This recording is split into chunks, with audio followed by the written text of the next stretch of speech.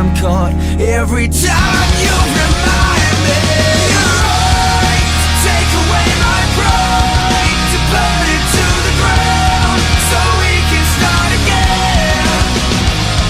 My crimes are left here to remind, to burn it to the ground so we can start again.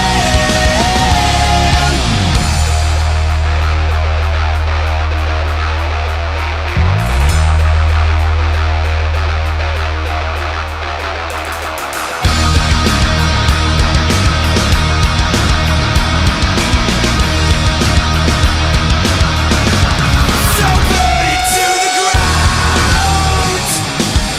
Lay down, take it on yourself, and tell me that you want it, you want it, you want it, you want it. So lay down, take it on yourself, and tell me that you want it, you want it, you said you want it.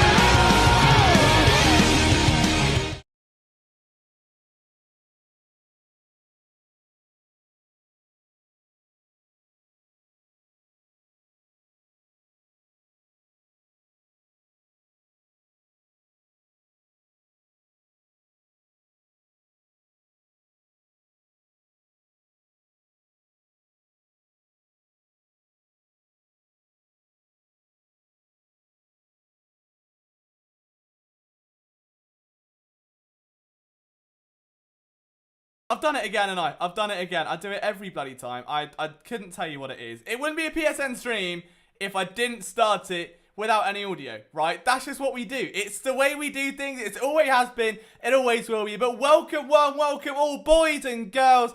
Eagles preseason football is upon us. We're 27 minutes away from Eagles versus Patriots. We've got Duck in the chat. It's our time. Philly is in the chat. Thank you for the kind words, man. Kemp is buzzing about the Eagles, and the Philadelphia Eagles themselves are at Lincoln Financial Field preparing for what could be a very important matchup against the Patriots. And I know a lot of people enjoy watching preseason football from a quality standpoint, but from what it means for this team, it's above all else. There is a lot of I think battles to be decided here. There's a lot to be discussed. DeVonta Smith about to make his preseason debut. We've got questions at tight end now that Tyree Jackson is going to be out 8 to 10 weeks with an injury. So does that mean someone steps up in his place? We've got similar questions at running back, similar questions at cornerback. There's a lot to be discussed here about this team. So I can't wait to see what you guys are all feeling. Duck has made it for this one. I'm excited, man. I genuinely can't wait. I think this is going to be a fun game, at least more fun than watching whatever Nick Mullens did last week against the Pittsburgh Steelers. And last game, watching it back was fun to a point. I think that Quez Watkins obviously stole the show. I hope you guys enjoyed the film room. We love to see that these preseason games are free. Are they? I didn't know that. Fair enough. Well, I mean, I'm glad that they are free, considering the NFL Game Pass have ruined everything else about their app. But we're not here to complain. But what I thought I'd do is I've put together, while I try and fix my green screen that refuses to now work under any circumstance. Is that fix it? No, oh, it's going to fall over, isn't it? I don't know why I bother. I don't know why I actually bother with this thing. I might just put it down. While I sort this out, what I did do is put together 5 players to watch. Now, if you read my article earlier on Philly Sports Network, you might see a few familiar faces here. If you haven't, well, hopefully they'll be familiar to you anyway. There's a lot to discuss with these guys. Kenny Gainwell, in my opinion, should get the lion's share of carries tonight. There is no carry on Johnson. He's on IR. Jason Huntley has a rib injury. They're not going to run Miles Sanders. That leaves Boston Scott, who we know what he is at this point. We know he's going to make the roster. Kenny Gainwell, who I think looked okay in his preseason debut. He fell forward after contact. That was encouraging, but I'd like to see some more. And beyond him, it's Elijah Holyfield. So I think those two, we know what Jordan Howard is as well. So we should see a lot from Kenny Gainwell this evening. I think if there's going to be one player to really hone in on and keep an eye close to, it is going to be the Memphis product. Now, beyond him, we've got none other than Quez Watkins, who, as we all know, 79-yard screen touchdown was impressive to say the least. What I'm really intrigued to see is how he lines up against J.C. Jackson. Now, he's apparently been getting the best of the Patriots corner all through the joint practices this week.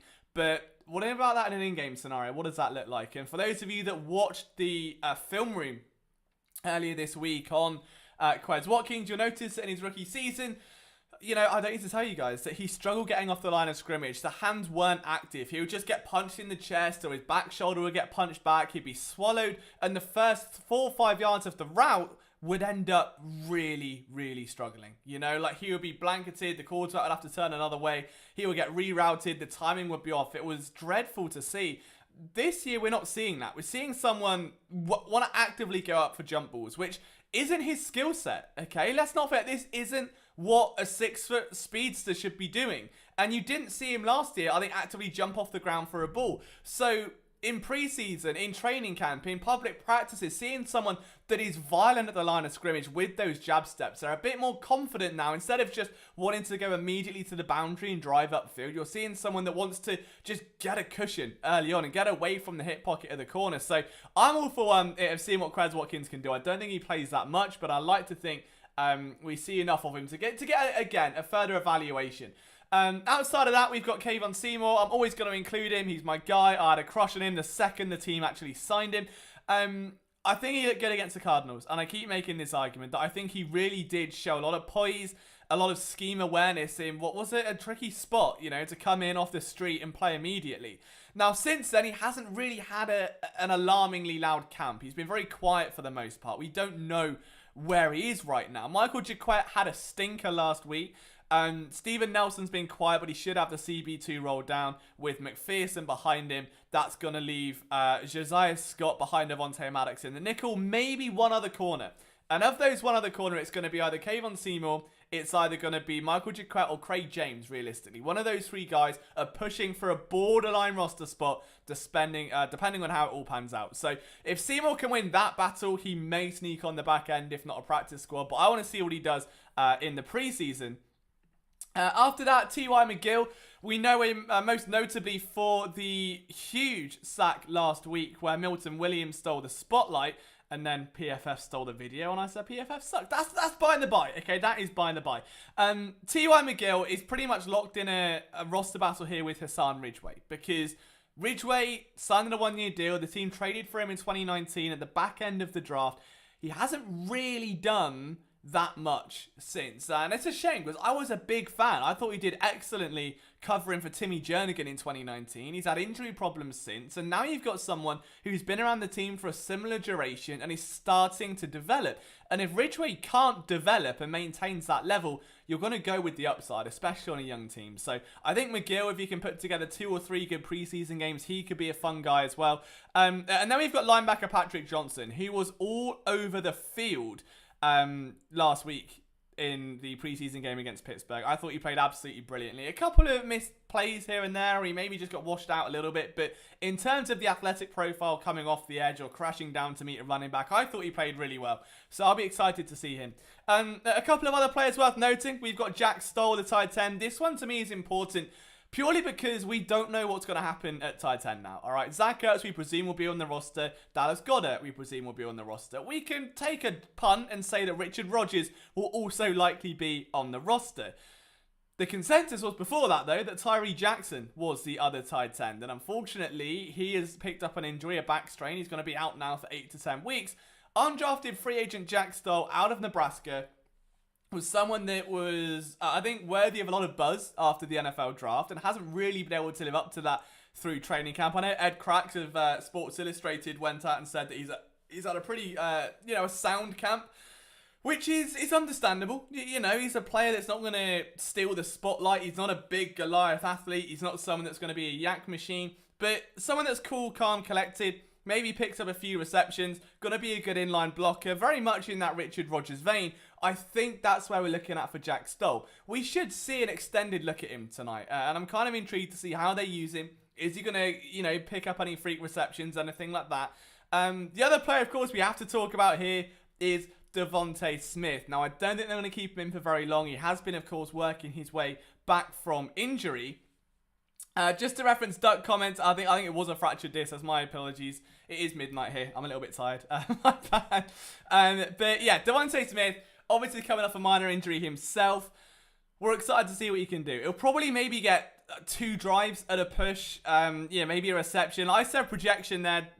2 receptions, 28 yards. I can't see him, unless it's like a straight bomb to the house, I can't see him taking a huge chunk of snaps here. We know that he has been relatively limited in practices this week. He didn't go up against the Patriots in team drills. So it's just a case of, I think, getting him acclimatized, getting some reps in, ease him in. I'd maybe look at playing him a bit more next week, given that you don't have that 4th preseason game, and work him in back through camp in the meantime. But for now, we're going to see what it looks like to see DeVonta Smith in midnight green, and that has to be something worth talking about. So we're back. Green screen kind of fixed. You've got a score down the bottom. I've changed your colour scheme to red purely because the green was hard to read text on. But we're here, you know, it's all that matters as we're giving it a go. Who are you guys looking to watch tonight, though? Let me know in the comments. Thank you all for tuning in. 37 of you so far. If you haven't left a like, it'd be amazing if you could. We're around 20 minutes away from kickoff here at Lincoln Financial Field. Let's see if we can beat last week's total. I think we had 2,500 views last time. I'm going to see how many likes we had. I think we can smash that like goal here.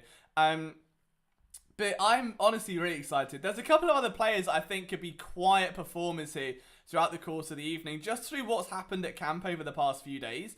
And we'll go into those in a minute, and I want to answer a couple of your questions as well. So, looking back, we had 57 likes last week, all right? We're at 50 now. I think we can smash past that, boys. So let's see if we can ramp that one up. Hey to Ron, hope you're well.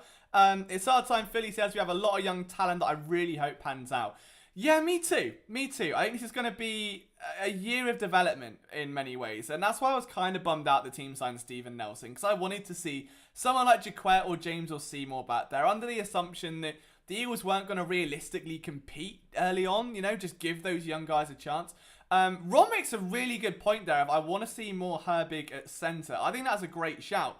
Also, it's worth noting then, the team have waived Luke Juriger this past week. So there is no backup right now behind Jason Kelsey. All they have is Piers.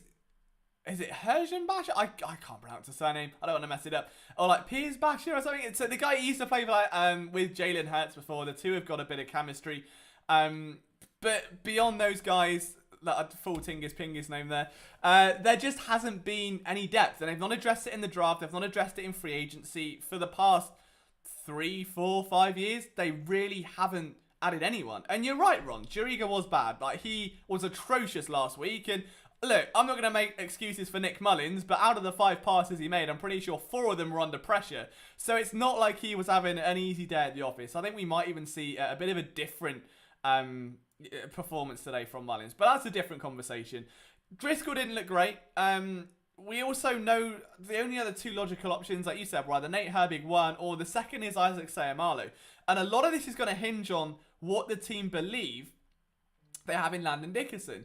Is Landon Dickerson a guard or a centre? If he's at left guard, you're going to try and push in Landon Dickerson, Sayamalo to centre, because he's had previous centre experience. He snapped the ball for Carson Wentz at his pro day. The last time he snapped the ball, actually, I think went out of Lincoln Financial Field in a preseason game though, so I wasn't too sold at the last time we saw him. Essie's in the chat. What's up, Dave? I hope you're well, man. Absolutely love Essie. For those that don't know David Esser, he was one of the PSN Original Wonder Kids. He came through on our Sixers team. Absolute hero, and now is living his best life covering sports full time, and I cry about his departure from PSN most days. So I hope you're doing well, Dave. Nice to see you in the chat, man. He's an absolute legend. So make sure you show Dave some love. He's only kidding. Third level players were all bad. Yeah, I think especially on defense as well.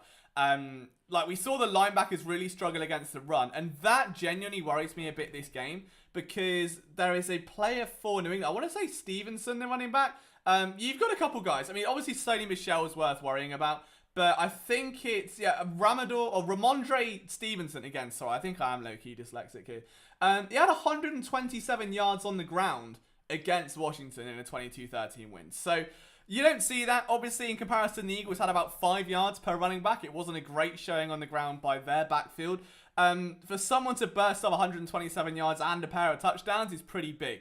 So looking at how the Eagles' defense, especially on the second and third level, looked like they were covered in Vaseline for the majority of the night.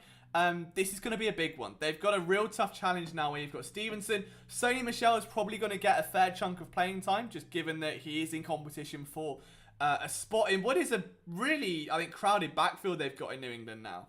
Ron says they're absolutely bad against the run. I think that might be the scheme.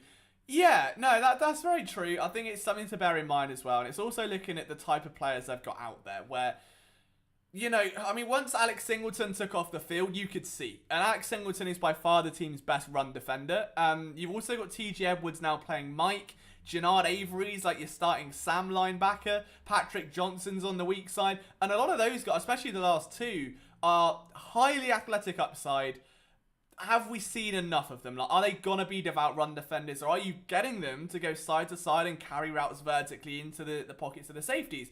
And that's where I think you're going to see that weakness. So that will undoubtedly have been, you know, hammered into them. And that's sort of one of the big things I'm looking for today is this Eagles defense going to respond? And I know it's not regular season play. It doesn't really matter that much. But we want to know if Jonathan Gannon can take what was, frankly, abysmal performance against the run, coach those second and third tier players up, the guys fighting for roster spots, to a point where they play it much better. And if they can do that, A, it's a great sign of coaching. There should be a lot of optimism there.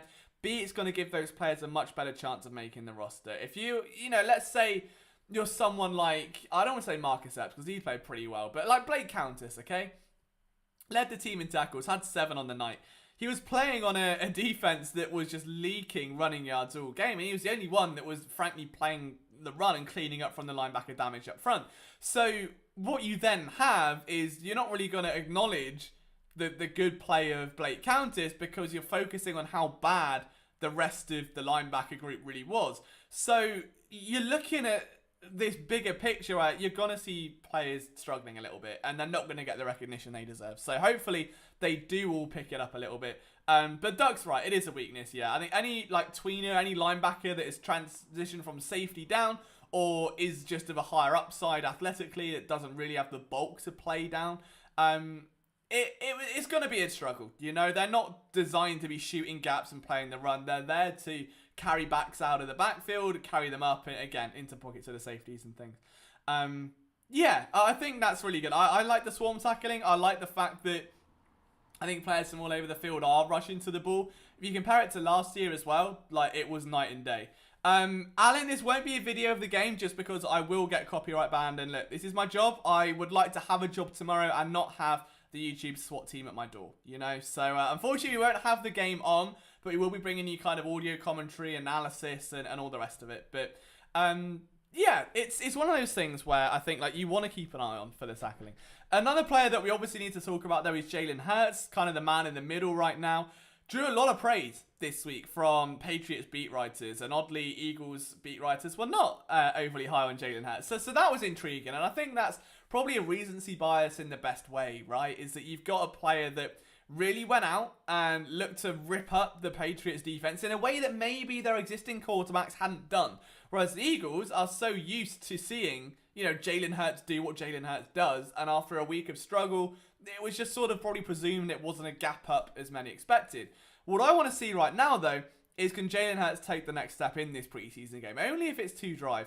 Alan, I appreciate that, man. Thank you so much for tuning in. From Romania, we love the European watchers right now. Obviously, I'm in the United Kingdom. If anyone else is tuning in from around the world, let us know where you're watching. I'm sure we're going to have a lot of love from Philly. But if you're watching from overseas or another part of the country, do let us know in the chat. We love getting these roll calls in.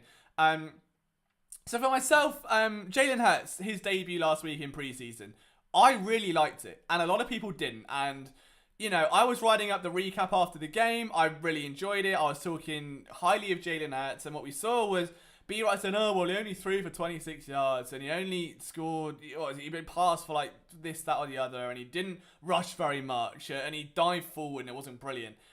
I don't care about all that. Like, for me, there were 2 plays that stood out. One of them, he ran outside the pocket, defender comes to meet him, and how many times last year and in the year before would we see Carson Wentz in that exact scenario get sacked, and as he's going to the ground, just aimlessly launch the ball in the air, praying that someone's down there?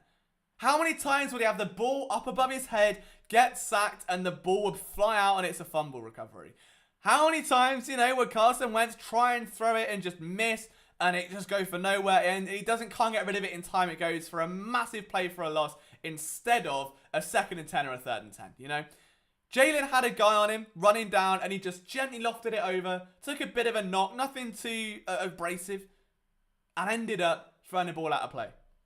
absolutely perfect. That is all you could ever need, in my opinion, right? Like, I'm not looking for Jalen Hurts to go out and ball and throw out, 96 yards and go 10 for 10. I'll do like a Sam Bradford versus the Packers. Like, I don't care. I don't want him to go out and rush for 90 yards. I want to see pocket management, which is something he didn't really have last year. Because A, the pocket was collapsing all the time.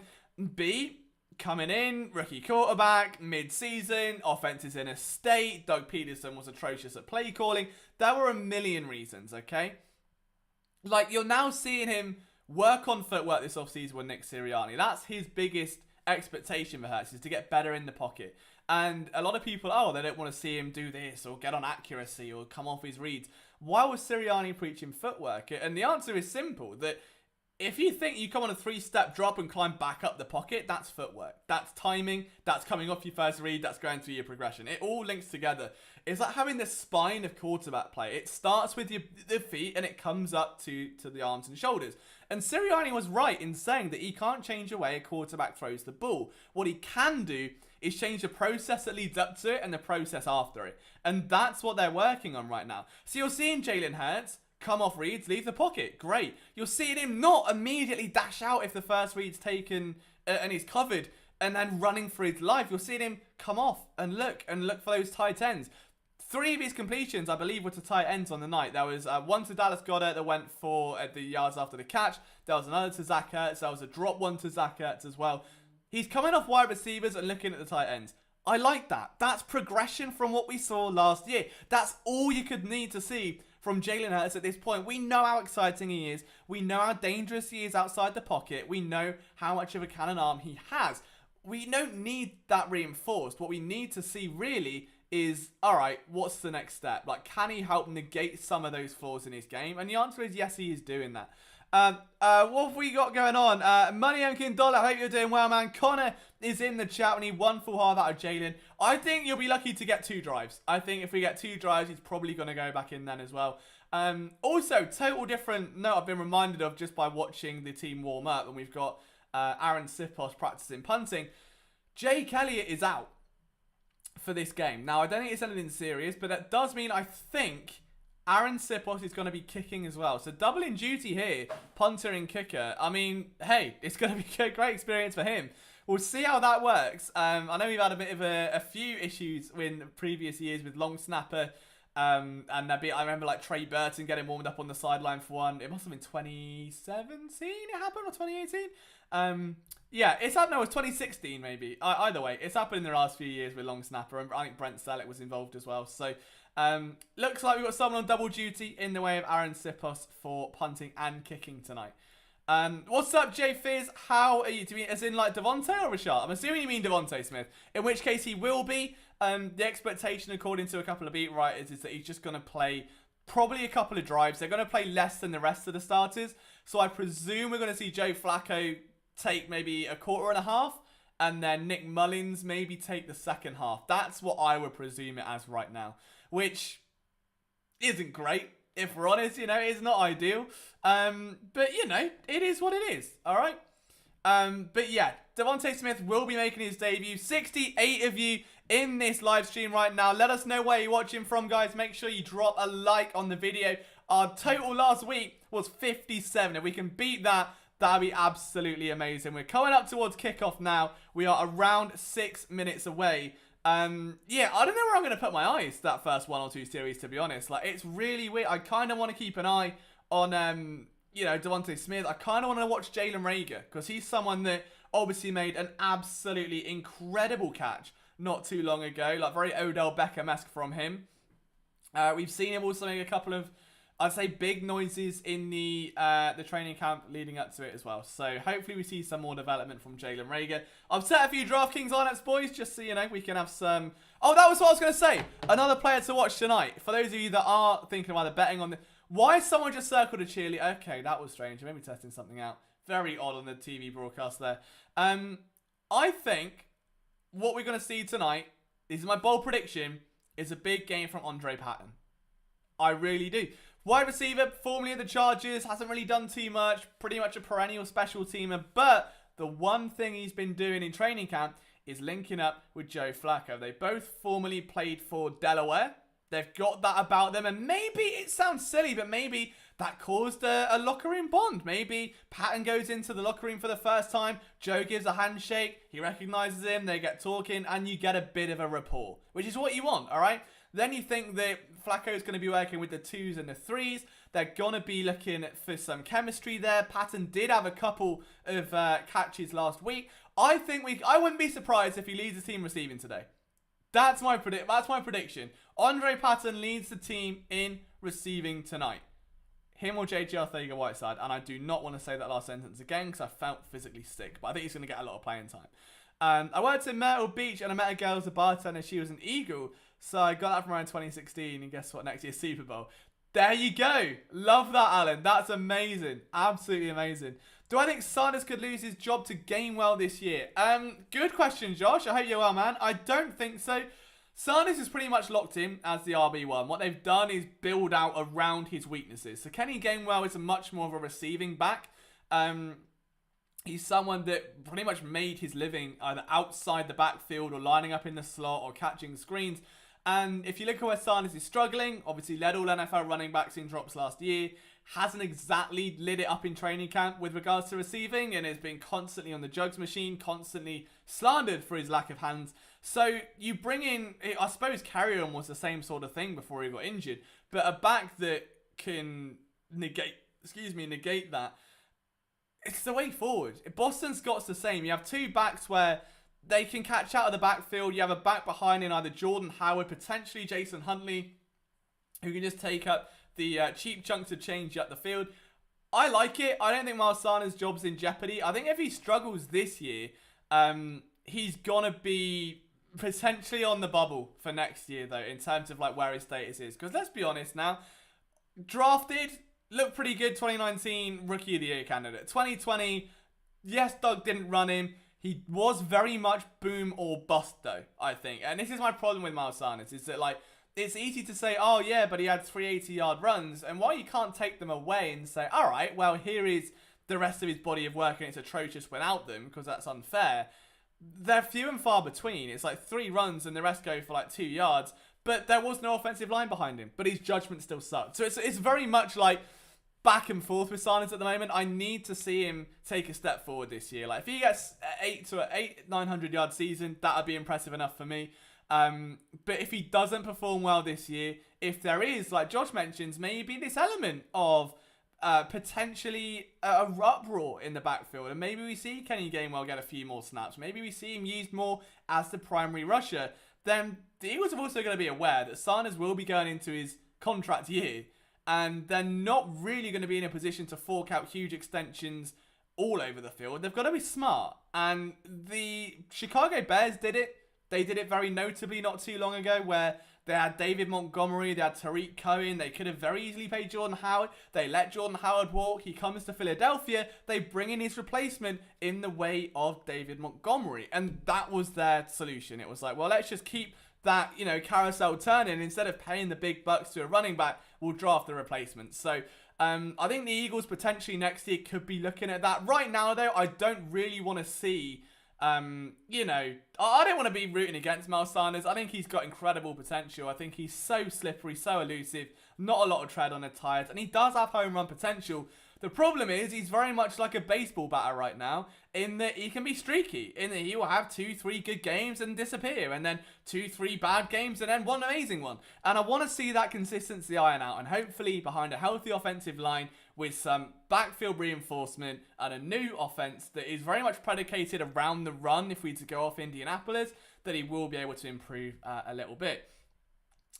Money's from Delaware. I thought it said Monkey Dollar. Money MK Dollar. Money Mkin. If there's a better way I can call you, just let me know, man. If there's like a first name I can call you, because my dyslexia is going to get the best of me tonight, I think. If our wide receivers are good in games as they're shown in practice and preseason, the NFL East is totally winnable. I agree with that, Doug. I do agree with that. It's tricky. I think Washington probably going to be in the best spot right now for it. I just think their team is too complete. They're absolutely lethal, especially on defense. I like that the Eagles got Steven Nelson. It at least gives them a chance against those heavier receiving cores. When you look at what New York are bringing to the table, when you look at what Dallas are bringing to the table, when you look at what is now opposite of Terry McLaurin, I think you just make it somewhat a level playing field, and that's got to count for something. So, yeah, if the Eagles can generate some offensive momentum, then I'll all be down for it. What's up, Drew? Good to see you, team. I would like to see the run game tonight. Absolutely. A good time for you to join in. Who's the more excited for, Devontae or Hightower? I don't know. I'd like to see Hightower play a single snap and go back from injury, to be honest. That would be mine. That would be my thing. I think Hightower, do you know what, is probably got injured at the worst possible time, where Quez Watkins has absolutely balled out and made everyone else look silly. And Hightower picks up a knock, can't quite kick on, has struggled a little bit. The rest of the receivers are looking good. And all of a sudden he's on that bubble. And I'd like to think he stays around, but if Watkins can bring you what Hightower does, as well as versatility to play inside, then, you know, why wouldn't you ride with it? So Josh says, I think Gainwell will be our third back unless Sanders gets his drops fixed. True. We're almost set for kickoff, guys. I'm going to take a quick break and just have a drink because my voice is already going to go. So I'll just do it on stream. It's okay. It's a watch along. We're watching it together. We're a team. I agree with Alex. I'm going to get to that point in just a second. You know what? Nothing says NFL football like a coffee at 12:30 at night. Nothing quite like it, boys. We're back. What we love to see. Jordan Mailata and Zach Ertz lead the Eagles onto the field. And we're back. There's Nick Sirianni always looks like he's about to play golf. And I'm frankly all for it. I would absolutely love to play a round of golf with Nick Sirianni. I'll put that on the bucket list. Hope that wasn't some ASMR content for you there. But yeah, back to J-Jaw and Fulgham specifically. I think Fulgham, there was a podcast recently with Jason Avant talking about how good he is, but needing that volume there to really kick on. Like, I don't know how to explain it. He's sort of like a solar panel in the way that you need sunlight. You know, like it's not going to generate power if you just turn it on. You need sunlight to get it going. And that's been the problem with Fulgham, is that he seems to be this momentum-based receiver and someone that he has the necessary attributes. Very tall, absolutely great red zone specialist, has got the yak potential, very crisp route runner. But when you see someone like Watkins, when you see someone like Rager, when you see Hightower potentially, when you see DeVonta Smith, all of these guys kicking on, really looking good in their routes, it's going to be a knock of confidence for him. And a guy that, you know, he should have a niche in this offense. That was at least my takeaway, is that he should have a niche in this offense as a taller receiver that can be lethal down in the red zone, that can be used as that big slot guy. And it's not working. It's not working right now. We're not seeing it. So I hope he kicks on. I hope there is something extra in the tank here. J-Jaw, I think, is probably gone unless he has 2 huge weeks here. Personally. Which is a shame. But he's very much he's almost the last receiver of a dying breed of Howie Roseman drafting that was drafted based off college production and not athletic attributes. He was tall and it was like, yeah, but he's done this and that, and according to PFF, he's this and that. Like, nah. Just, he couldn't set... The problem is, right, and this is why I like looking at receivers who are quick. Like, I will always be a sucker for a Penny Hart. I'll be a sucker for a John Hightower, for a Quez Watkins, for whoever, if they're rapid, over someone, let's say Terrace Marshall, right, who got absolutely showered in praise last week for a touchdown where he jogged to the end zone because he's slow and then 40 times off. Anyway, look, I'd rather go for a player that's got speed and can separate early at college. Because if you're relying on your frame to do the work and you can make these jump balls at the top of the route and you can go up, climb the ladder and beat out, you know, sophomore DBs or whatever it might be, that's brilliant. But you're going to play with grown men at the NFL and they're going to jam you at the line of scrimmage. And that's what we saw with Quez Watkins last year. And it's great that he's developed. Not everyone can, though. And J-Jaw couldn't separate at college. He struggled. That was one of his weaknesses. He's physical. He was able to, you know, drive through the contact quite well. But all of the work was done at the top of the route, where he was boxing out. All you heard all offseason as a rookie was boxing out, box out, basketball. Played basketball, Stanford, boxing out. And that's why you saw J-Jaw struggle, because he can't separate at the NFL level. Now, for him to do better, he has to work on that. He has to work at getting active hands. I'd like to think with Aaron Moorhead, with Nick Sirianni around, they'll be able to get the most out of him. But I don't know. We'll wait and see. I mean, I'd like to remain optimistic, but we'll see what happens here. People are saying Hightower doesn't have the dog in him. I don't know. I think that Like Hightower apparently, from what I understand, and I'm not sure how much of this got made public, I understand that there was a bit of a rift between him and the last coaching staff because he felt very much like Rasul Douglas did, that when he filled in for an injured Jalen Reagor, he played well enough to keep that spot. Reagor comes back, Hightower's not happy, bit of a kerfuffle between them, and that may explain some of the mental lapses. He wasn't as engrossed in the wide receiver group in terms of a social status. He was very much more aloof, away from the players, on his own, doing his thing. So maybe that, plays into it. I'm not sure. But I don't know. I'd like to see him get the dog in him. I thought he didn't look too bad from what we've seen in camp. Reports seem to be okay. But again, I'm going to stand him just because the guy, in my opinion, is the second best route runner on this team. Not the second best receiver, second best route runner. Someone that can just break, that can just get separation, has got that second gear. I love him. I'd like to see him really turn up and make an impact next week. We'll see. We'll see. I'll keep you guys posted. And, any John Hightower content is going to come directly from PSN. So, we got you covered. But the boys are going down to the sideline right now. Preparing for kickoff. I forgot they always say it's 12:30 or 7:30. And then it's like never 7:30. I think we keep Smith, Reagor, Watkins, Ward, and Hightower. Yeah, I don't know about Fulgham. I'm not sure about Fulgham, to be honest. We'll wait and see. Let's get rid of the coach who gave us the only ring in 3 years. I don't know, Tribe. Look, we've got to be... At the end of the day, it was either going to be Howie or it was going to be Doug. Okay? A lot of people will want to keep Doug. I know the players really like Doug, especially in like that early 2016, 2017. I think we're beyond the point now of trying to play the blame game. It's probably 6 of one, half dozen of the other. I think Carson Wentz was exactly the same as well. Does it really matter at this point? Like, there's no point crying over spilled milk. We'll wait and see what happens if he catches on in the future. I'm just watching with you, Liam. Your name's Liam as well. We can be Liam's arm in arm, watching together, having a bromance, all right? Fell off the golf cart. Jalen Reagor on a return. Game's officially underway. Let's go. All right, football's back.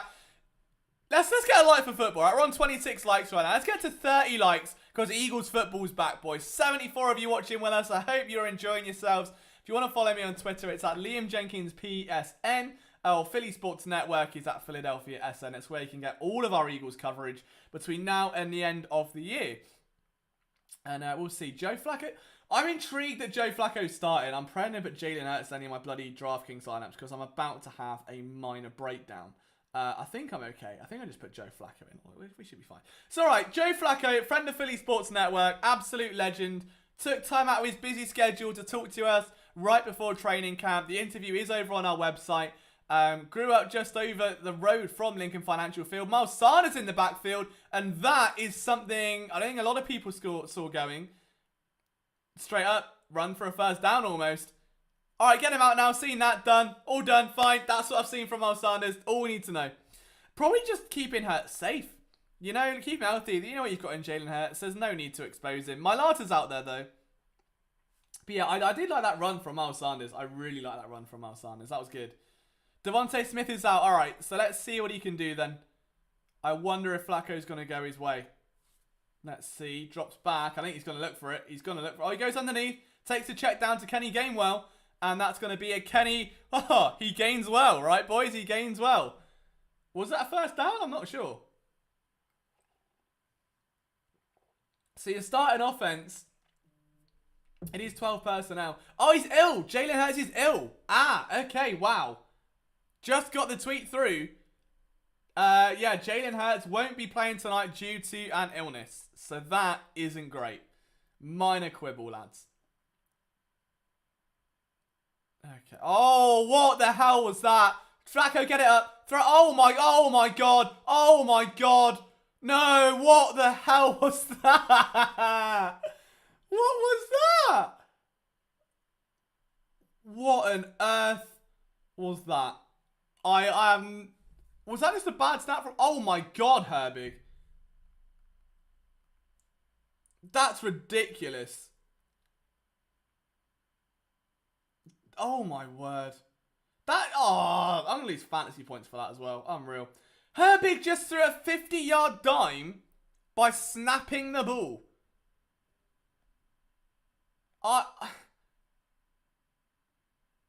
Eagles football's back, baby! Love it. That's excellent. Oh, wow. I'm glad Brandon Brooks is flying about it because, yeah, my word. First and goal for the Patriots. Oh, I love to see it. I've seen enough of her. I've seen enough of the team already. It's only been 2 minutes. Here's my football team. The mighty Charlton Athletic. Pride of League One. Can't win a game to save their life. Can't score a goal in open field play. Doesn't matter. They're up the Charlton. Camp's buzzing. Yeah, I think we can safely assume Nate Herbig is not going to play centre. We can all assume that, right? That's okay. So don't worry about it. Oh, who is that? Who just scored there? Was that Sonny Michel? Harris, brilliant. Don't have him in any of my lineups. Fucking wonderful. Sorry, I shouldn't have swore, gents. My apologies. I'm not playing DraftKings right now. All right. Oh, that's atrocious. Yeah, right. First score update. That's gone well, isn't it? Right, 7-0 New England. Great. It's disgraceful. Absolutely disgraceful. Don't know what to say.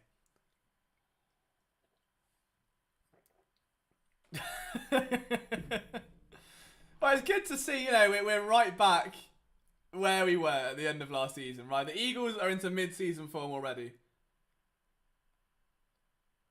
Oh my god. It's alright though. Flacco's back now. That's fine. I'm just a bit stunned, to be honest with you. I'm genuinely a little bit stunned as to what we just saw from anything. Nate Herbig somehow snapped the ball like it was a solid meter over Joe Flacco's head. That was not like a he's gone under. Ooh. That was a bad missed snap. That was a say at my level. That was atrocious. It started so I know it literally started fine. PSN after dark. It was only caffeine. I know. Literally, I've only had like half a latte.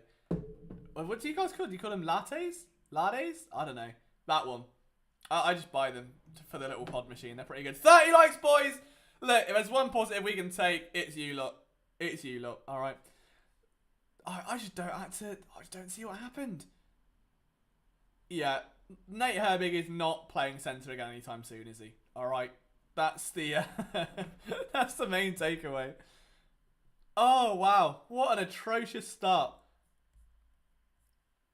I can't believe it. Well, I can believe it. It's very Eagles. Nick Sirianni will be fuming. I know bloody that much. And then we've got an advert for Verizon, which it's a mobile company, isn't it? Eagles can put together a beautiful drive and nice place to be botched up by some stupid mistake. Look, they just like to play hard to get. They keep me guessing, all right? It's kind of ingrained in Philadelphia DNA, right? Nothing worth having comes easy. You gotta fight back, put yourself back. That was the thing with like the Doug Peterson era, wasn't it? That it was always they had to shoot themselves in the foot about 19 times, then go, we're underdogs, everyone's counting us out. It's like, no, you're underdogs because you keep shooting yourself in the foot and physically having to play the best football of your life every week just to give yourself half a chance. I'd like to think we've deviated away from that with Nick Sirianni, but so far, it's not going well. So, yeah, I mean, if there's one positive takeaway, it's that Kenny Gainwell looked good in that one reception he had. That was nice. The rest of it, absolute joke so far. I don't even know what to say anymore. But, it's fine. It's all fine. Everything's okay. Don't worry, everyone.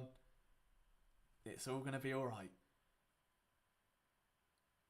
Yeah, I mean, sure. But also then the penalties and the drops and everything else. And, not just last season, but, I mean, we're talking since 2018 was definitely shooting themselves in the foot. 2019 was the same until Carson Wentz picked everyone up. And then 2020 was just, let's not talk about it. But it attributed. We'll see. All right, let's go. Offense is back on the field. Alex Singleton in special teams. Love that man. Most wholesome linebacker on the planet. Okay, nice little pop there from Rager on the return. Don't know why my voice has gone so high, but that doesn't matter. All right, that doesn't matter. All right, Matt Bryant's out, which is interesting. I'm assuming they're going to play him at right guard. And please tell me Herbig's not a centre again. Tell me he's not a centre again. Because if Pryor's there... Oh, he is. Oh, for crying out loud! Oh, it's only preseason. I'm already losing my head. Oh, no. Oh, God's sake. Okay, it's okay. We'll be fine. We'll be fine. Dragon, you're not wrong, mate. Well done. You're not wrong. Okay, Miles Sanders goes nowhere. But he ran forward. Oh, my God. Those legs just kept going. Look, leave Joe Flacco alone. He's my best mate, all right? I spoke to him on Zoom once. We're best friends now. Me and Flacky Joe go way back. Call him that on a first name basis. We're best friends, so don't worry about it. Sanders up. That should be all for Sanders now. Get him out. He's done enough. That'll probably scare everyone. A bit of contact. Don't need that. I don't know why my screen keeps going off, but okay. How does DeVonta Smith look? Oh, I can get off that. Oh, go on. Oh, upper Jordan Howard. Look, I've never said a bad word about Joe Flacco. I don't know what you mean. I've never said a bad word about him. I said that he's the best quarterback that's ever played the game. All right? I never once wrote an article or made a video about Joe Flacco being a bad signing for the development of Jalen Hurts. I never said that. So, don't know where you're getting that from. Just don't tell him. Don't show him the articles, all right? It's never happened. 3rd and 1. Howard's in the game. I'm assuming they're just going to pummel it forward and then it's going to go nowhere. Yep. That was the most obvious play I've ever seen in my life. Oh, and of course, Jalen Mills is the one piping up. Oh, my God. QB1. 3 million was definitely too much. I mean, what happened here? Did Matt Prime miss it? Oh, okay. So it was just poor from Goddard, really. I mean, the hole was there. Doesn't help that Jordan Howard ran into Herbig, but I thought, just go for it. Just go for it. Go for it. Go for it. Oh, it's going to be a long night. It's going to be such a long night. Oh, my God. Okay, I'm trying to live tweet as well, so you have to bear with me.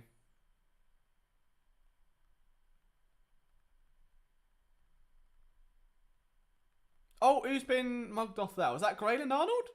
Oh, no, it was Kevin Seymour. No! Yes, Seymour. Big special teams tackle. Yes. There we go. Look, my gunman. He fell over. He got up. He made a tackle. That's what we like to see. Kevon Seymour. Hated, adored, never ignored.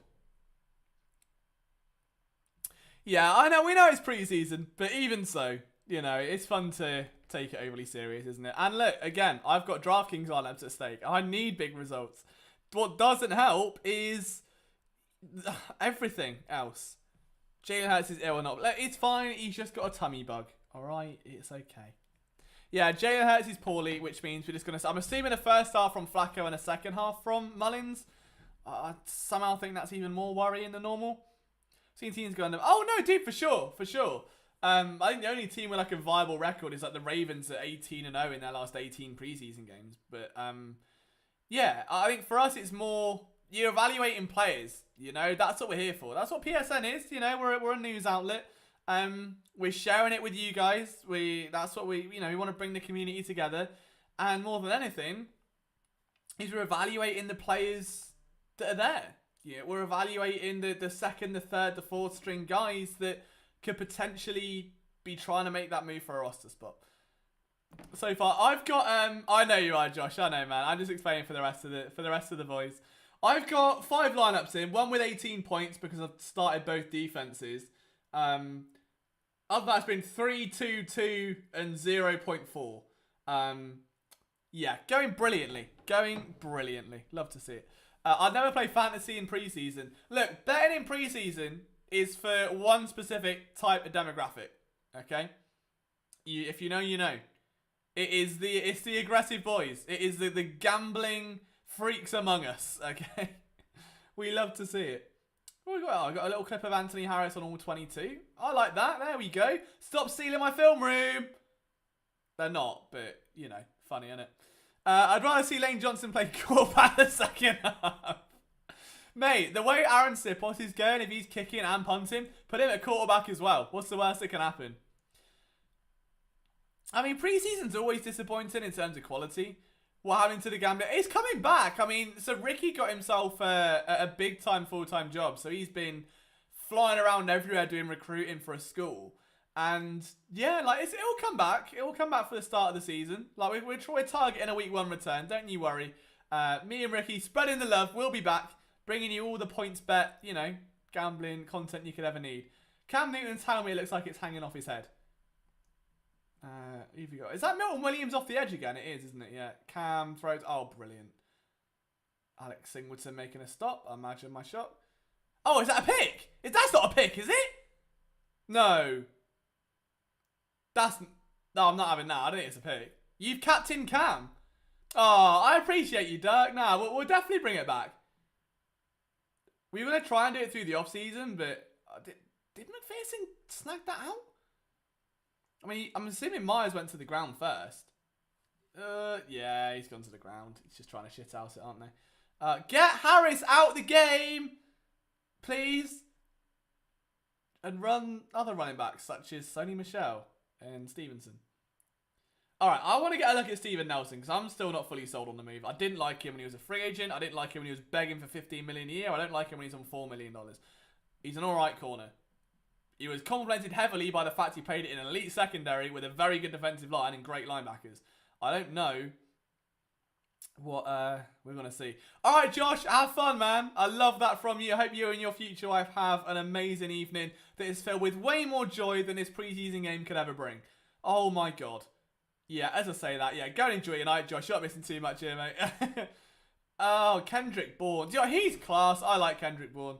I really like Kendrick Bourne. He's a great receiver. So what have we got in here? So it looks like it was cover, I want to say maybe cover 3. There's Maddox in the nickel, which just bumped him up. Oh, okay, never mind. That's a good wrong route anyway. Yeah, it's McPherson. See, I thought Sonny Michel would play quite a lot. But, oh well. It's alright, just another DraftKings lineup wasted. Don't mind me, boys. You know, it's all fine. Oh, Cam, grow up. Go on, Zach, get in there. Oh. Damn, they're really going after McPherson. This ain't good. They're really going after the rookie. Now, I don't want to put it on his height, but I also might put it on his height.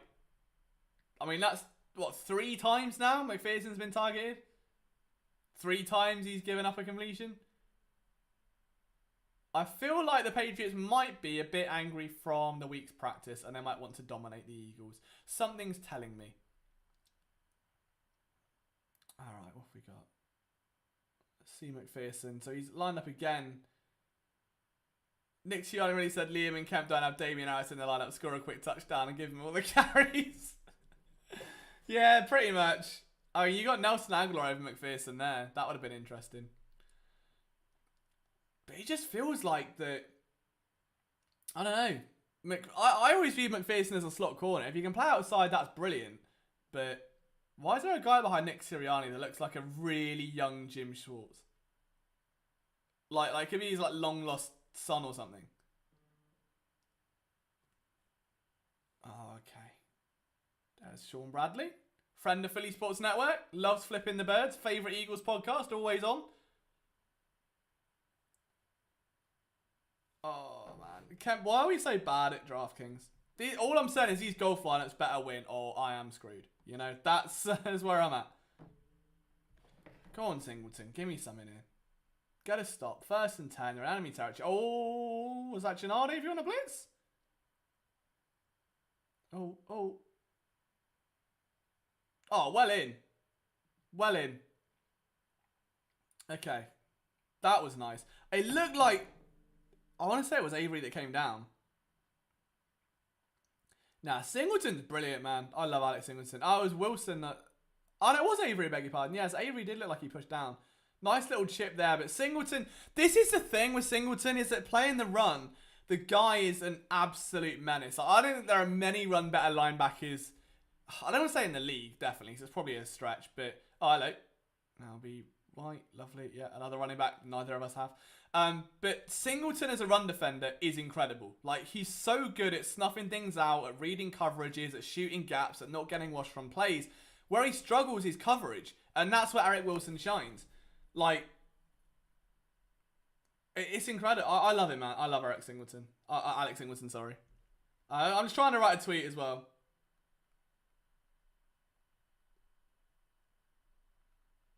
Excellent run defender.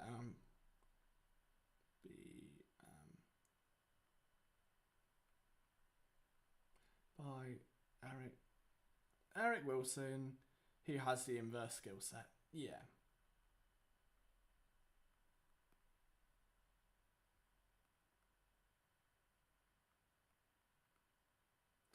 Shoots gaps. I can't type quick enough. Shoots gaps and reads.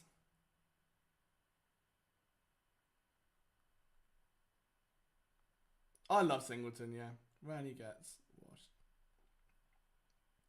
Yeah, I just... he's incredible. Like, and I know I keep repeating myself here. What's that, Pedro? Oh, no way! Patriots missed a field goal. Hate to see it. Not yet. He kind of went to blitz and then didn't run. That's all I've seen so far. But Alex Singleton, he played like, what, 3/4 of a year last year. Ended up having over 100 tackles. And he just plays with so much intensity. Like, he bursts down to the line so quick to pick up a running back. His tackling angles are always great. Doesn't get washed out in traffic. And where he struggles again is his coverage. So you bring in almost like a coverage specialist in Eric Wilson, who can't play the run as well. And it's like the perfect LB tandem. Like, you're not going to get a better setup than that for Alex Singleton. Like, seriously.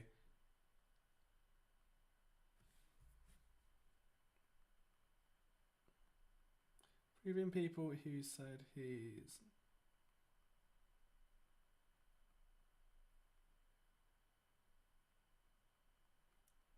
Liam, you jinxed myself. No, I didn't. I didn't jinx Alex Singleton. Oh, I hope I didn't. But yeah, opening takeaways then from the first, few drives. Nate Herbig should never play centre again. Alex Singleton, I think, has got a floor as a starting linebacker in the NFL. He's going to get a bag this season. Or, like, next season even. I haven't really seen enough of Jannard Avery yet. I want to see more. Hey, no worries, Pedro. That's what we're here for, man. We're just trying to hopefully bridge the gap and make things a little more watchable for anyone out of market or that can't find the stream. And yeah, just give you guys some alternate commentary to listen to, and it brings everyone together. It's a lot of fun.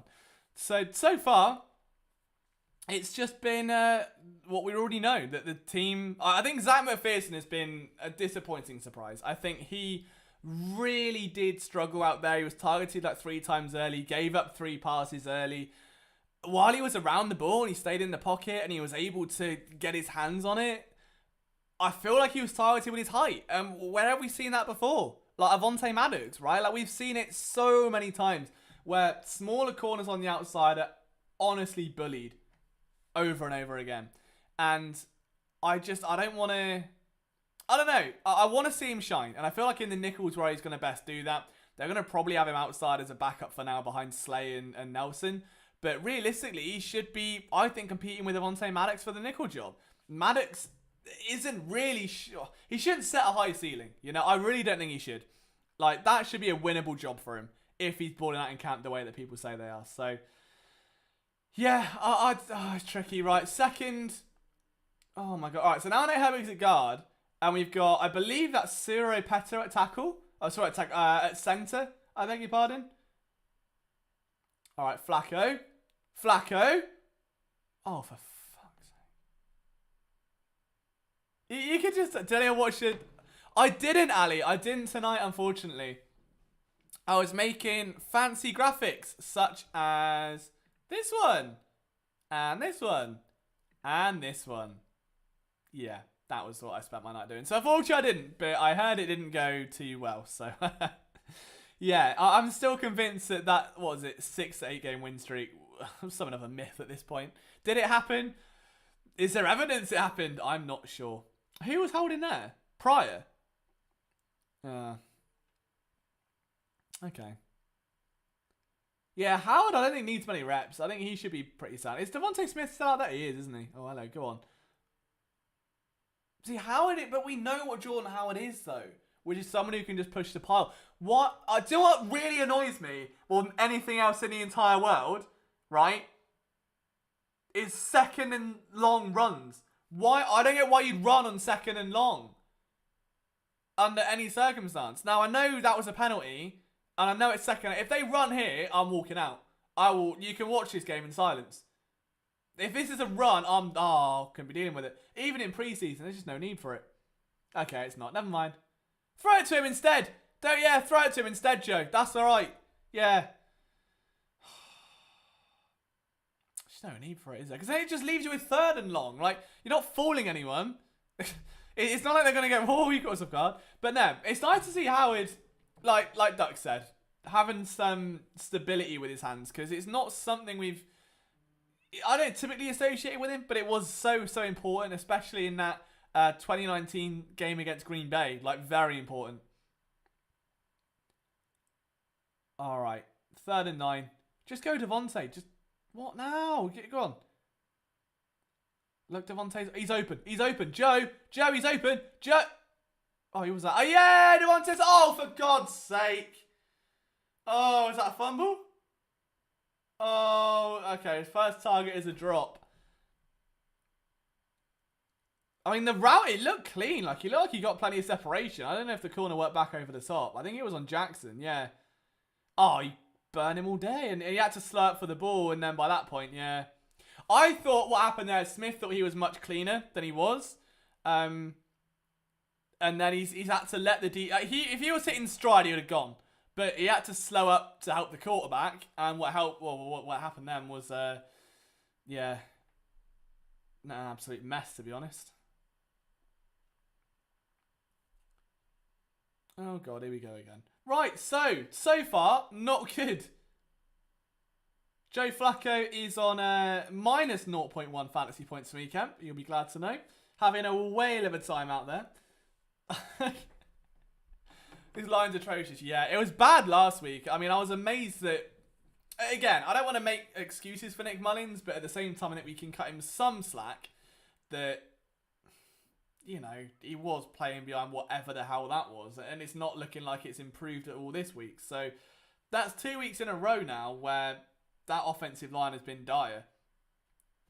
Yeah, no, it's a good point, Ron. It's a good point. But even so, like, a lot of these guys have starting experience or, you know, have been in... Like, Matt Pryor's started games. Nate Herbig started games. Yeah, I mean, but the thing is, at the same time, that is what Joe Flacco does. He is kind of a very strong game manager who just happens to have an absolute cannon for an arm and can rip one downfield. So he's good at that. He's smart with the football, and that's why he didn't end up being embarrassed like Nick Mullens, who is very much a YOLO tradesman. You know, he would want to just absolutely send it for any given opportunity. So, yeah, it's one of those. It'd be, bloody Damian Harris. Getting no rushing runs, giving no real time for a QB, yeah. It's not been great. I mean, I'm intrigued to see how the defense looks here. I want to see if McPherson's out there and if they go his way again, because he has been bullied up to this point so far, man. Absolutely bullied. Does Sirianni just not give a shit to play our first team because Hurts is out? I mean, well, no, because Smith's out there. But I think they probably should have done. They could have done. They could have definitely left the first stringers in more. The fact they didn't is a bit worrying. I mean, this run defense has been appalling all the time. Oh, hello, Eagles update. Subscribe today. No, I'm good. I'm all right, thank you. Thank you, though. Hope you have a lovely time and advertising. I've always wanted to go there, but I don't know where that is. But I know people go there in Christmas and see all the lights with the lights at the house.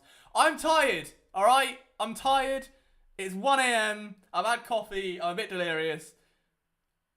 It's okay. I'll be fine. One is starters tonight. A bit of that, and I think the fact that there's only 3 preseason games. So, yeah, you don't want to be putting anyone at risk, realistically. You want to make sure everyone's protected. Hurts is out with illness, so it's not like it's, bad on him. You've also, bear in mind, had a couple of competitive practices with that team as well, the New England Patriots. So, not that they are game situations, but they're a lot more ramped up than regular training camp practices. So, if Hurts are playing, they don't want to see this game. That's fair, Jay, but at the same time, man, this is your team, you know? These are the guys that will be fighting for roster spots and stuff, and it's fun seeing the process of their development. Was that TJ Edwards?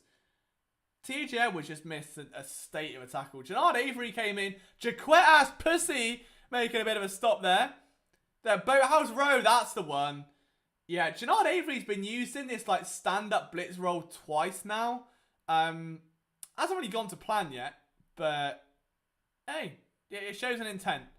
It's very much what Eric Kendricks was used in Minnesota.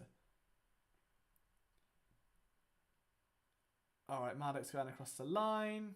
Tracking Myers. Let's see. See, look who's on McPherson, man. McPherson's going to get absolutely killed here. I haven't even seen the play. That's going straight his way. Gotta be. No. That's gotta be. Oh, it takes a check down instead. Hey, it goes nowhere.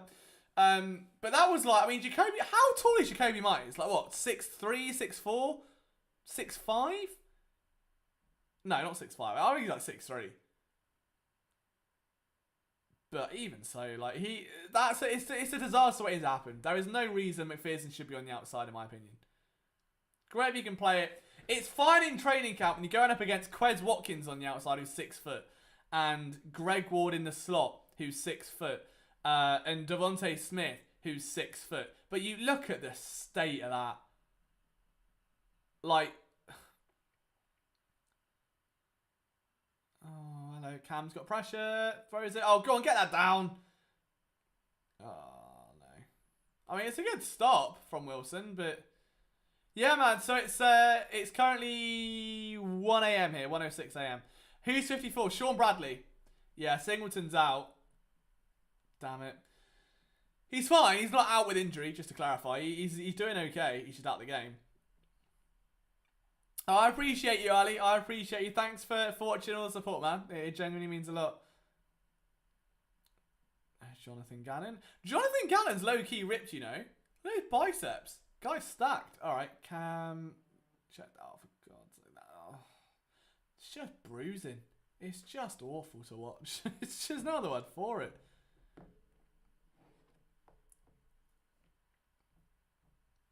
It's just been a really hard game so far to get any kind of road. Jaquan Bailey could be a fun name to watch at defensive tackle. Sean missed a nice sack. Oh, no, don't tell Chris. He'll be straight back on Flipping the Birds talking about that next week now. Alright, it's 1st and 10 Patriots. Cam hands it off to... Oh, God. I like the swarm tackling. I do like that. It's nice to see. It's so much more refreshing than what we saw last year. I think I've seen... I broke this play down, I'm pretty sure, from Eric Wilson in the film room. Yeah, nice little interception. That's the thing. Like, Eric Wilson's amazing in coverage, bad against run defense. Alex Singleton's amazing in run defense, bad in coverage. The two complement each other really well. Oh, they're just being ran over, man.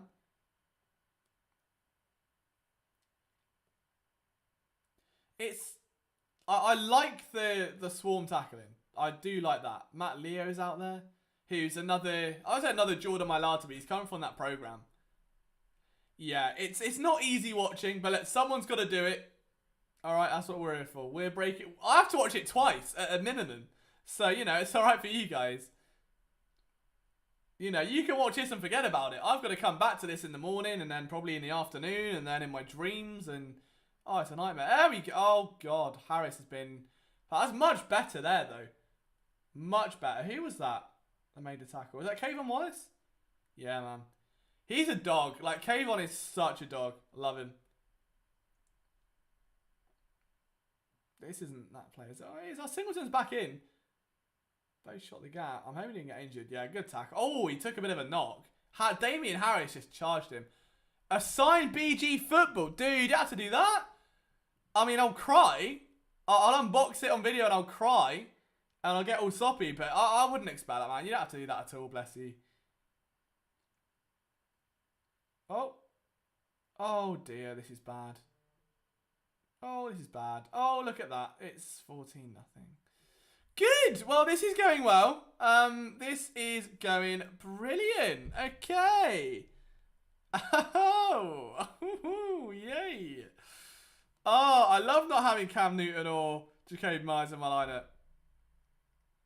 See, it's McPherson again, isn't it?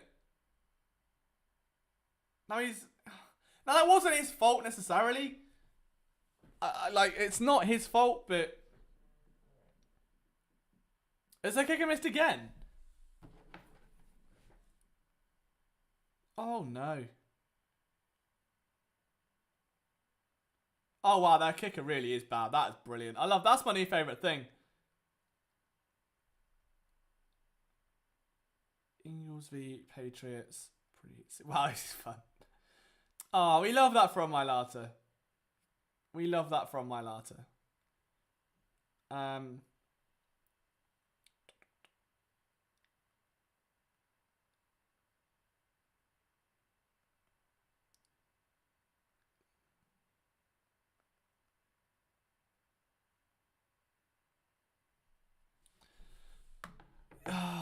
It's just infuriating. It's just infuriating.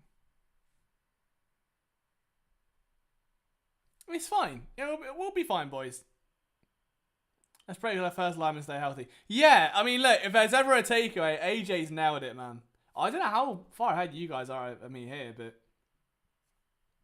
but I mean, Kayvon Wallace has been good. I like that.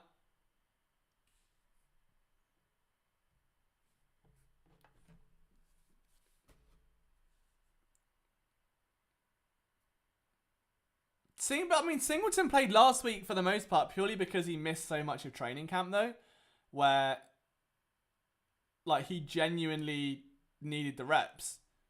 Hey, what's up, Tigray? How are you, mate? Birds are singing.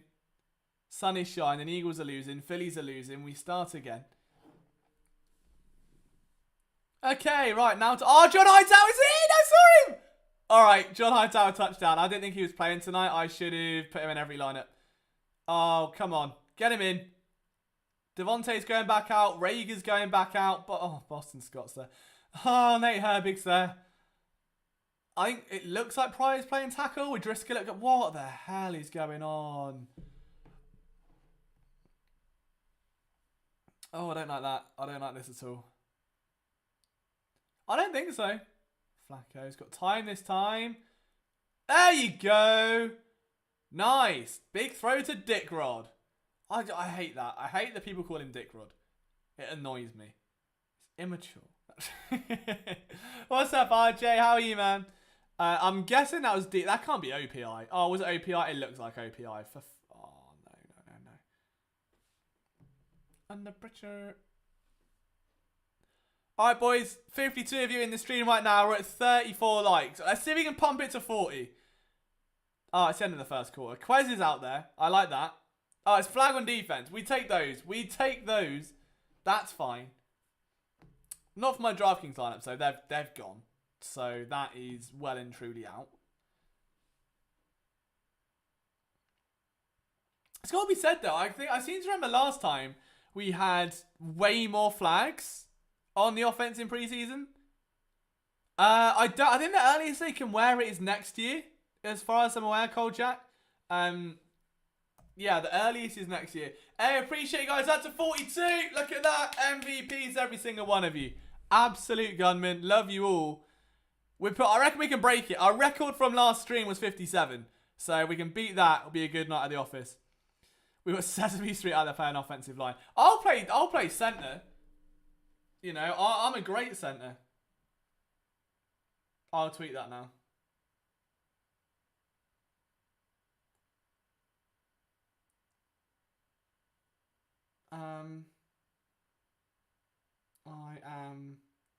I'll just play centre if you need me.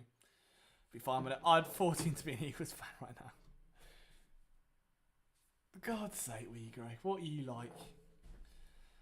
Team scores 13-0. Oh yeah, because they missed kicks, didn't they? Sorry. And it's even off centre. There we go. So you don't get this on ESPN. This is a professional. Oh, 100. Should you just leave it like that? It's gone really well. Preseason's gone very, very well. Oh, no. I'm joking. What do you do about that? It's much better, isn't it?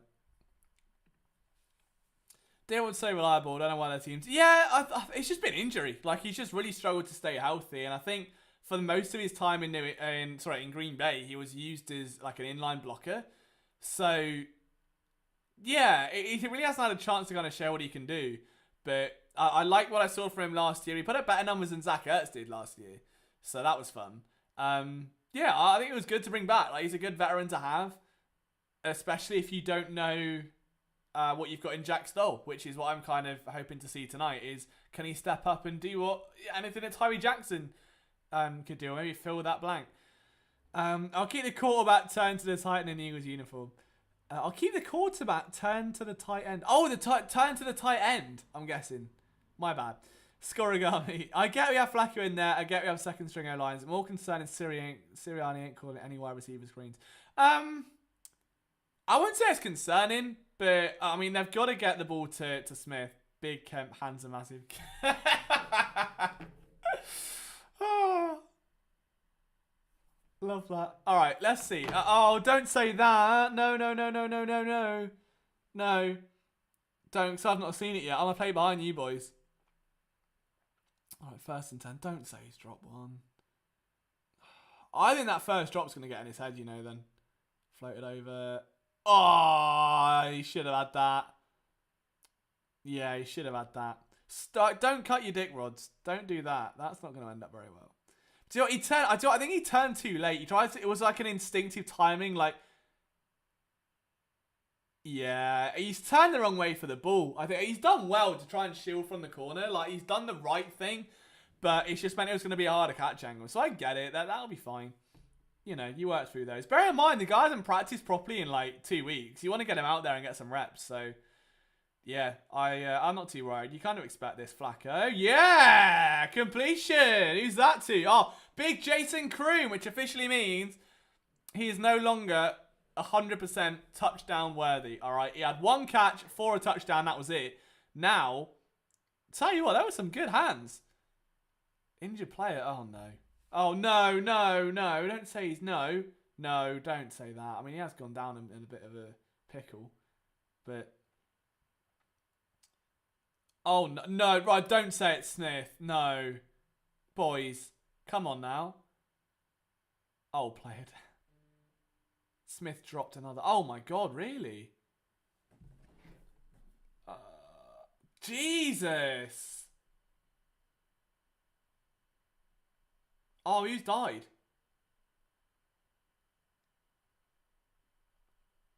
Man, flavor, Liam at goal.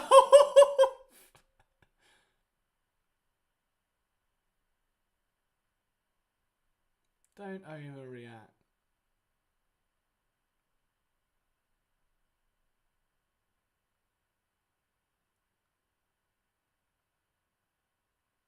Oh, it's Jason Kroom. Damn it. That's another tight end gone.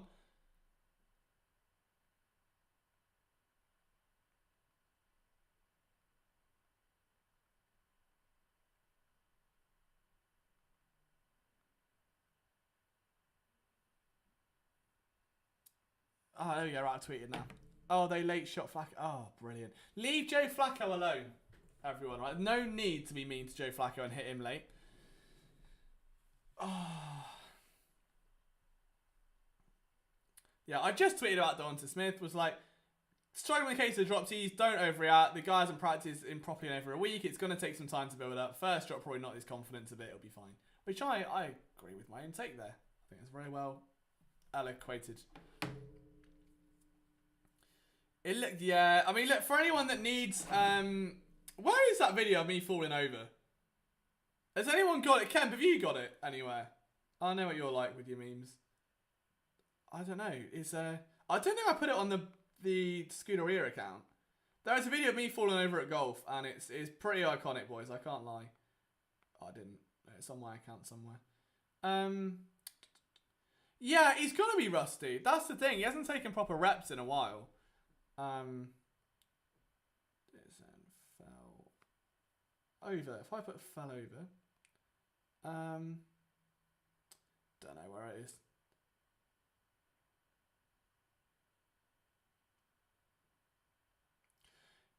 Yeah, I mean, there's been a few comments on that tweet as well about DeVonta Smith being literally targeted on the back shoulder by Joe Flacco. Yeah, you've had one back shoulder that went bad, that was kind of meant for his front, and Smith turned late. One that was thrown behind him. There's not a lot to be worried about. You know, you just got to get in the reps at this point.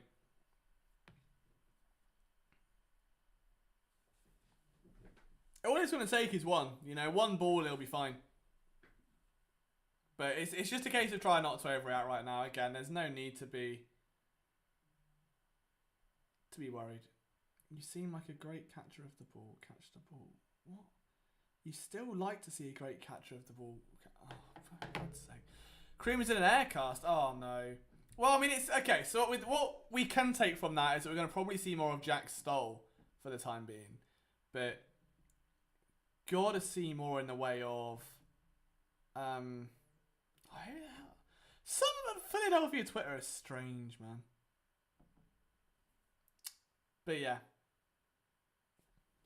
I think you can't pull DeVonta Smith now, really, just because it will just knock his confidence. Not that I think he is that kind of guy, though. I don't think it would, but at the same time... Oh, yeah, I've just seen Jason Cream in the aircast. Oh, no, has he got one? Get in. Okay. Watch Smith. Oh, no, I'm hoping that means he's done something then. Done something good.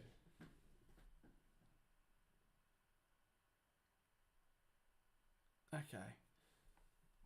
Right. Let's see. I'm about 18 minutes behind you guys, so I don't know what's going on. There's Zach. I do like Zach Ertz's haircut. I'll give him that. Big fan. All right. I'm just going to preemptively tweet, there we go, before seeing the play. Let's hope this is what I think it is. Oh, yeah. Oh, there he goes. There we go. That's fine. Now we know. All right, DeVonta. Ideal. That's much better. That's all you needed. You just needed one there. Jack Stoll has good hands. I bloody hope so. I've got him on my lineups. Which one? I think I've captained him in one. Haven't I? Maybe? No? I have. I hope he's got good hands. Was that Jack Stoll? No, it's Boston Scott. No.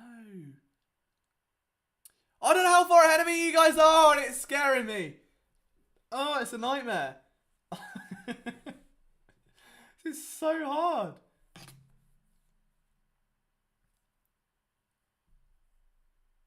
I'm glad they kept Smith out there, though. I really am. Cherry popped.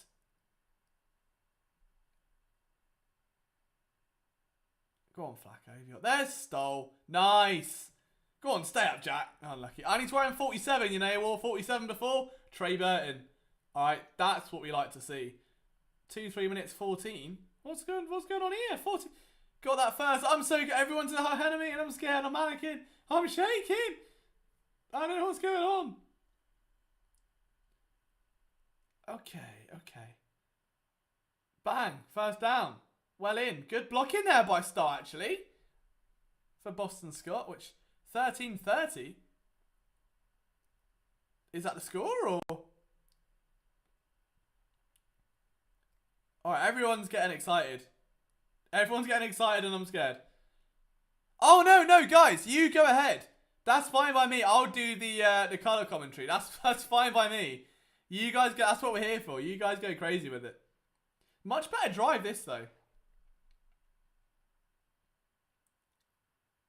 So Flacco. Oh, gets nice. Gets out of trouble. Bang. Oh, Dick Rod. Oh dear. That's not good. I mean, that was really not good.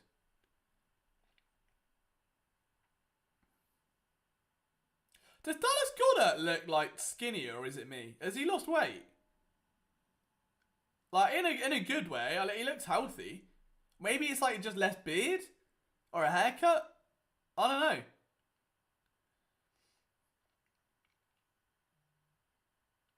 You're only a few seconds by. Alright, that's good. I'm glad me and Ali are on the same page. And now there is... good news. The Eagles have tweeted the DeVonta Smith reception. So now I can just tweet this and be like... DeVonta Smith. First reception as an Eagle. Woo! And then put a little heart emoji. I don't even have a heart emoji. Damn it, there we go. See, this is the thing, live tweeting. Nightmare. Going for it. Going for what? Ah! He's still getting knocked out of bars. Yeah, I guess that'll, you know, if you stop going to bar, it's going to help. Oh, Jalen Reagan, nice catch in traffic. Took a hit from 2 places there, held on to the ball. I like that. Fair play. Well in, lad. Well in.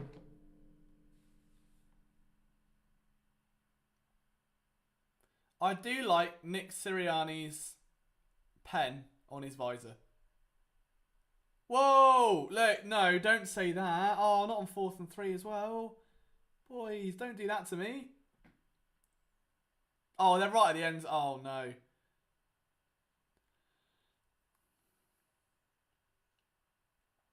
Flacco floats over. Oh! What a play. Oh, my God. What a play. Oh, I want to see a replay of that. That looked like a hell of a play. Damn. Oh, it was on the money. I think they just didn't see the corner flying across. The corner should have made that, really. Few calls for defensive PI. Absolutely no deception from Flacco or the Eagles. No. No, but it's preseason. I mean, there's no deceiving anyone when you've got Nate Herbig snapping the ball a million miles, you know, in the air. So, well, the bad news is no Eagles score just yet. All right, you know, we are currently 13-0 down. Not ideal. But it's been worse, you know, it's fine. I think, where are we approaching now? What, halfway through the second quarter? Oh, just started it, okay. My apologies. Oh, that's gone. I forgot how much of a strain it takes on your throat after a while. Hey, no dodgy comments, lads, alright? Yeah, I think I missed a jersey grab as well. I think it was Doe just flying across. But, you know, so far, I mean, that was a much better drive for the offense. Much better drive for the offense. Like, it wasn't the perfect ending, but DeVonta Smith doing a little bit. Jack Stoll showing he's actually got some receiving about him. Don't losses in preseason, predict wins. Exactly, Nathan. So the Eagles are just tanking to go undefeated in the regular season. It's shithousery at its finest. It's the things we quite frankly love to see, if I'm honest. Leaves to know it hurts when it goes down with screen. Is it still the first string Patriots out there? I don't think so. I mean, at least in the second row it looked like it was, but I'm not sure about the rest of them. I'm assuming they'll be like rotated out very slowly.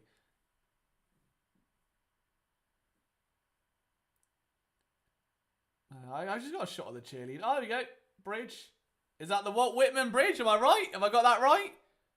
Is that that's the big bridge, isn't it? See? I know my Philly. And there's a reason today I have to just not to name out as a starter. Yeah. I mean, I think it's kind of, by and large, like assumed right now that he's not going to, well, that he is going to be named the starter.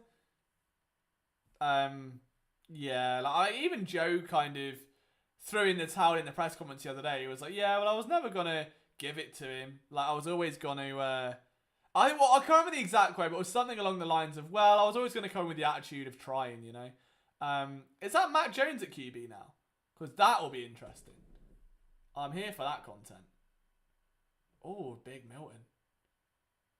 3 big bridges. Oh, to Ben Franklin. Oh, okay. My apologies. I don't mean to offend everyone in that case. That's probably a nightmare.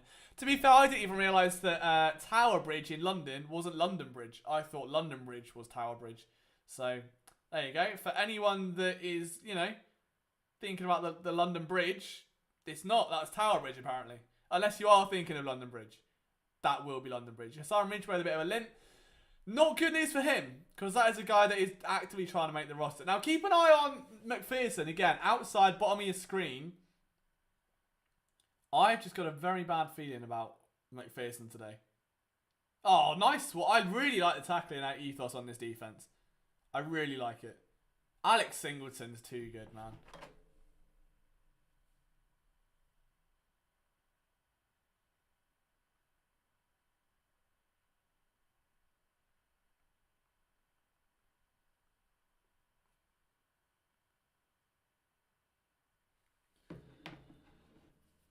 Have we got Sack Mac? That's our new motto. Who's got to him then? What's the question? Oh, see, so I'm behind, haven't I? I've missed this, so we'll see. Oh, I could be a safety. Ooh. Oh! Oh, I thought Edwards had that. Oh, I thought he had that. My God. Damn.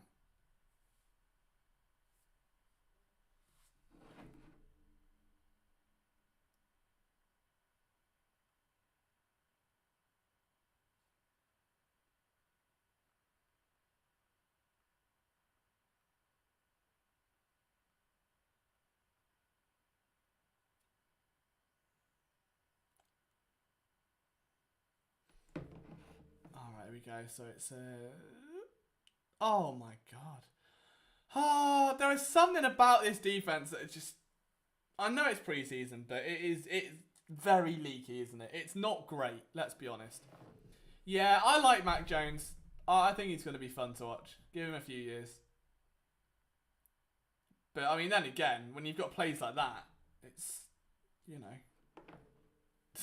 You're not going to miss those, are you, really? So, having said that, we have seen what Joe Flacco can do, so... I mean, it looks like it. Kendrick Bourne and McPherson, that should be a fun matchup. Again, Bourne's a lot taller.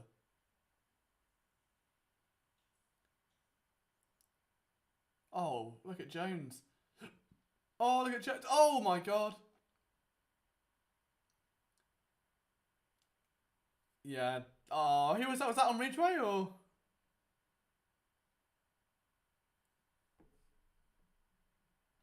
Oh, damn it. Yeah, I like Milton Williams. I think it's on NFL Game Pass. Williams off the edge. Like, oh, look at that. It's mad. It is genuinely mad the way he's like kind of almost too heavy for an edge roll, but too light for DT. But he moves so well. Like, there is so much burst to his game.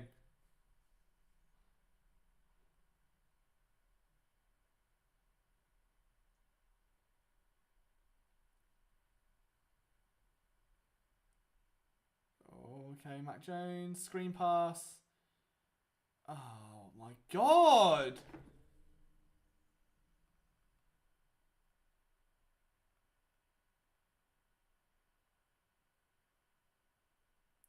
He's too good. Singleton's too good.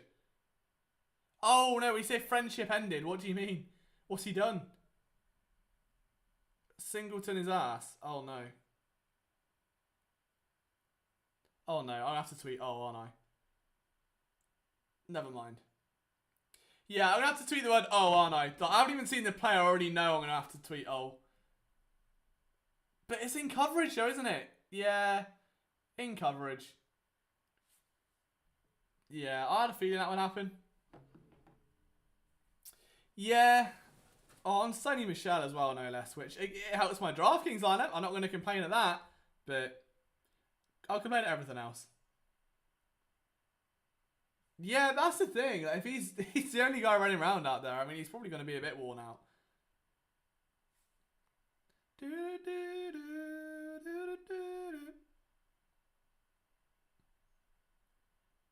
I'm still trying to see what McPherson's like in the run. Hasn't really been in many run fits today.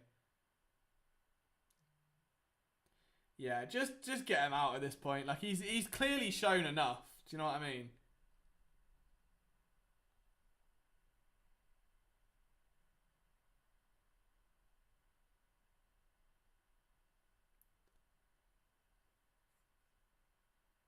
Alright, Sean Bradley's sound. I mean, not quite as instinctive as Singleton. Oh, Jordan, my lot. I like my two favourite people in the world. Okay, a bit of bend off the edge. Oh, my. Okay, Mac Jones is dealing at the minute.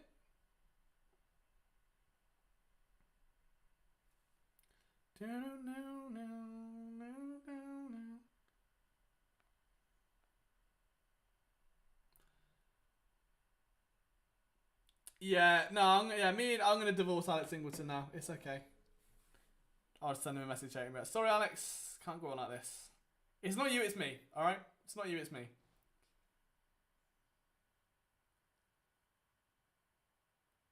So I really know what I'm seeing from Mac Jones so far. Okay, there you go. Oh, who was that? Jaquan Bailey? Oh, I was gonna say I like what I've seen. Then he got ran over. By Stevenson, though. Now, this is the guy I said to be worried about. He ran for 127 yards last week. All right, he's a bit good. In preseason play, at least. I mean, has he gone out again? Oh, he's going out. Brilliant. Thanks for that. I never run, though. Just didn't stop. I feel like watching Flacco on the second stream is 2020 all over again. Yeah, I don't know what I'd rather watch, actually. That's a good point. I'll tweet that. There we go. What would you watch? What would you rather watch? Flacco in the second stringers. Flacco in the seconds. Or Eagles 2020 offense. Good shout. Oh.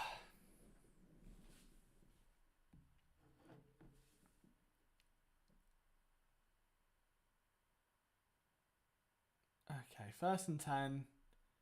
Jones drops back. Oh, get that, Hassan. You've got to get... Oh, he's fell over, for fuck's sake. Do you know what? He almost had it. Oh, I thought he'd get that. I mean, any quarterback that was a bit more of a... If that was Nick Mullens, that's a sack. Put it that way. Hey, we do it. 50 likes. Upper boys. Well in. Absolutely love you. Look at that. We're 7 away from last week's target already. So, that's absolutely huge. Yeah, I think the thing with McPherson is, like, they're playing him on the outside. And that's what is worrying me because he's just been lined up against taller receivers. And now he's given away... He's always been a little bit grabby. But, yeah, I haven't seen the play, so I don't want... if it's on Myers, I can get it. Do you know what I mean? Like, I need to see who he's up against on it. I'll keep an eye on him now. Hang on, let me see the play. Who have we got? What's the penalty for? It can't be that play. Excuse me, no. Oh, I'm guessing it's the next one then. Yeah, I mean, it must be this one. Oh, so would you rather watch Flacco in the second or the Eagles 2020 offense? And 28 votes, 75% are for the Eagles 2020 offense.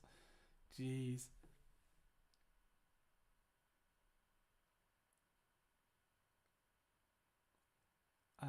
Oh, hello. Is that Stevenson again? Yeah, that Stevenson's a problem. Genuinely a problem. He's so good.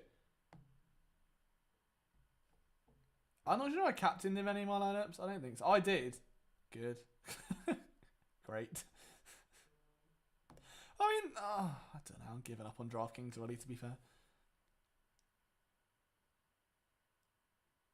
Alright, 4 minutes to go. Is BG not suiting up tonight?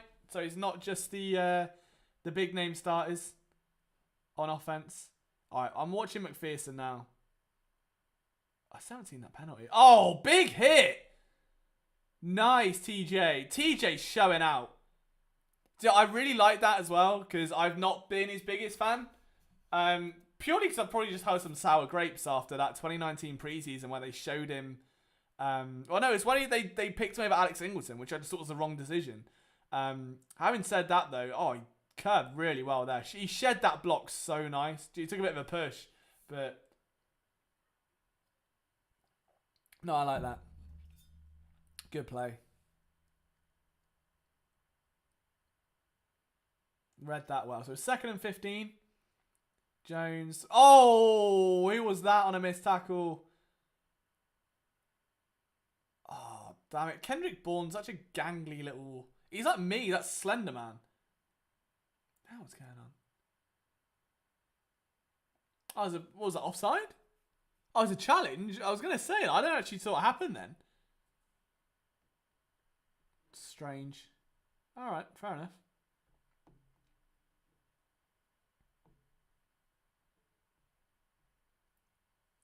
Well, okay. Yeah, BG didn't play last week. So it was like Barnett and Sweat. I haven't said that. I haven't seen any from them either. Like, most of the starters seem to be out.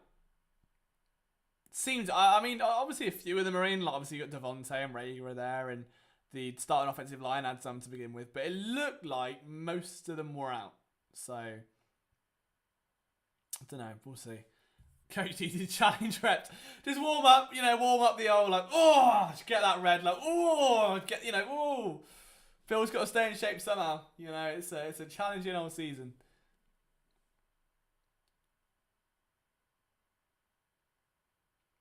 Yeah, they were very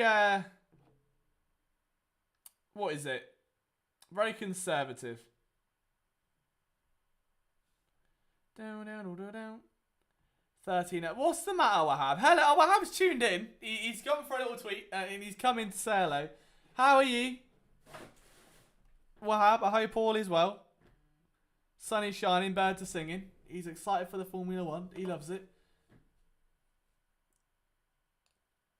Tomorrow I'm stalking him, so I'll ask what's up. Who, Bill Belichick or Wahab? Or Nick? Well, it could be anyone, to be fair. But I mean, hey, keep me posted. Either option sounds interesting. Yeah, like it wasn't a full Eagles starting lineup. Not especially on the offensive line. I'm good, mate. I can't complain. All is well over here. It is 1:41 a.m. and I'm on the wrong time zone. Oh, BG, got you. That makes sense. So yeah, I'm caffeined up, probably a bit delirious, but you know we've had worse. We have worse streams in our history. We can all remember the Halloween stream. I think any 24-hour stream that we've done on Twitch has been bad. Hype for the watch-along to 2 weeks just to get... Nah, man, I just love the watch-alongs. I just really like doing the watch-alongs, to be honest with you. I like evaluating the players. I like the guys lower down the roster. It's like watching your under-21s camp. Oh, sorry, Wahab. If you're talking Football Manager. It's like doing that. Yeah? You'd watch your under-21s. You'd monitor them. It's the same thing.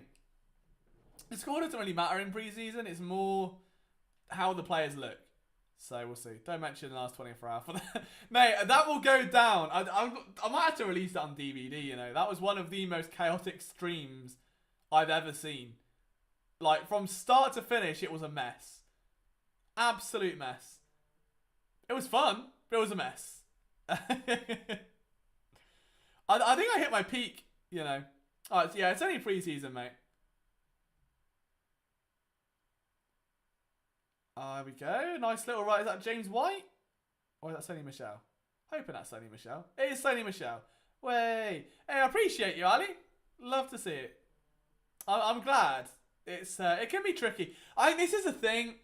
It's what I try and put, you know, at the epicenter of PSN. We just want to be different and genuine. Like, it's so easy. Like, and I'm not going to call out like channels or anything like that, but there are some that put so much emphasis on clickbaiting. And like the off season's a nightmare for it. That's kind of why I did put a video up on my channel about why I didn't upload much this year. But you saw it really frequently where people clickbaiting trades and rumors and free agency stuff, and none of it like none of it is based off anything. And it's just trying to rile up fans' emotions. And Philly fans are the most passionate ever, like in my opinion. They know their teams like inside out, like to a point where you're there's no such thing as like a casual Philadelphia fan. Like, it is just die hard or nothing. So yeah, like I'd rather just cut through the noise and give you opinions on facts as opposed to just making stuff up, you know? If Michelle gets a touchdown here, I will be happy because I do have him in my DraftKings. So score, please. 3rd and goal. Yeah. The score will be embarrassing, sure, but from a selfish perspective, they're going to go 2 minute. Oh, they can't go 2 minute warning. Alex Singleton looks disgusted. I don't blame him. He's been running around out there like a madman for nothing, you know, because he's going to give up anyway. Oh, he's not even in the game anymore. Who's that? Oh, grow up. Is that Stevenson? Stevenson, never mind. It's fine. He's in my lineup as well. That's all right. Update on Jason Cream. He's out with a knee injury, and Wallace is out with a groin injury. That's not great. That's really not great. So also, what's also... Oh, it's 19-0 now, so that's not ideal. Are they going for 2? I'm assuming they're going to go for 2. Preemptively update it, but... Oh, dear. Yeah, no, it wasn't... Again, hardly anything pretty about it right now. They're going to go out and try and defend for 2. Cam, I'm cashing 2 lineups, by the way. I hope you're happy with that. Who's the winner? I got Captain Stevenson, Matt Jones, Flacco, Kenny Gainwell, the Patriots defense. I got the Eagles defense. I don't know why I chose the Eagles defense. Zach does look horrendous out there. You're right. He's looked absolutely shocking. I think it's because if they played him in the nickel, it would be a different story. I can't lie. But I think it's because he's just a smaller corner and he's being matched up against bigger receivers. It was a problem all of, Avonte Maddox's starts, really. That's been a theme for a while. But if they want to run him outside, run him outside. But at the same time, you can't... I don't know. It's like you can't throw a leg at a wall and not expect there to be a mess. At some point, you've got to acknowledge the fact if you're going to take a certain action, it's going to have a consequence. Right, they're going for a 2-point conversion. Mac Jones. Lofts one. Well played, McPherson. There you go. Bit of a... I don't know. Actual confidence there. He needed that. He really needed that. Yeah, well, how you would. Because, every time you take actions on F1 against me, they never seem to have consequences. You getting off scot-free and beating me while I'm in the gravel. So, that was great PBU. Great PBU. Yeah, he needed that. He needed that. That's going to do his confidence wonders, I think. But, I always get caught off by Dave Spadaro. Like, his head is so perfectly bald. Like, it's not like, balding with a little bit of hair on the back. It's like perfectly bald. And he just looks like, under the lights, looks a little bit like oiled. And I don't know, he just catches me off guard. He's lovely. I'll tell you what, he's a hell of an analyst, though.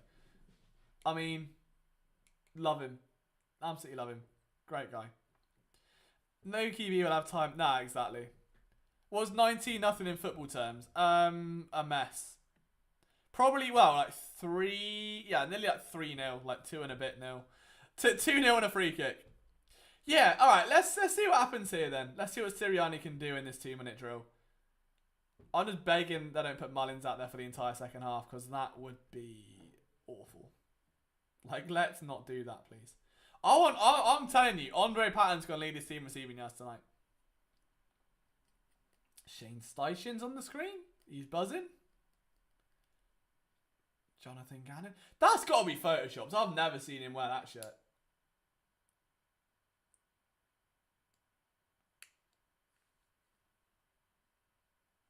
Oh, my screen keeps going off as well. Alright, here we go.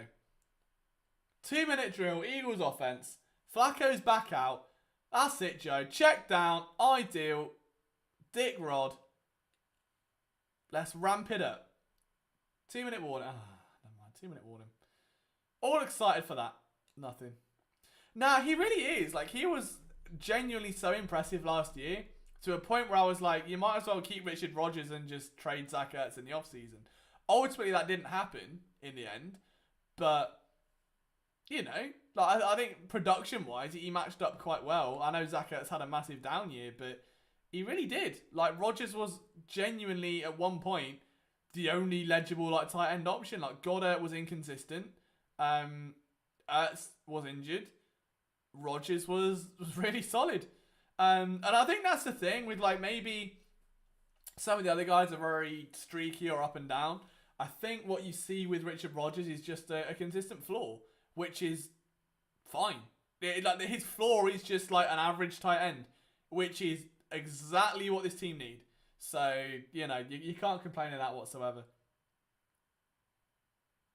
But you get Joe to lob it downfield. That's the thing. The last time I saw a call to do that, Lucas, was probably Dane Evans a few years ago. I missed the Dane train. What an era of football that was. That preseason where it was was it Mike? Was it? Oh, it was Matt McGloin and Dane Evans. And Matt McGloin was atrocious. And Dane Evans just started ripping it. Absolutely ripping it all over the field. And he was he didn't care. I think he knew his job was done. But he was I want to send an audition tape out for other teams. I want to make sure I've got someone in my resume.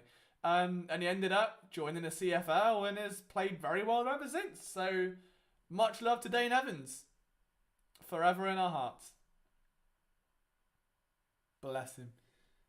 But yeah, we're approaching half-time. I'm hoping the Eagles can get on the board. Because if they don't, it's going to be a bit of a mess, isn't it? If we're being honest with ourselves, it's not pretty to look at.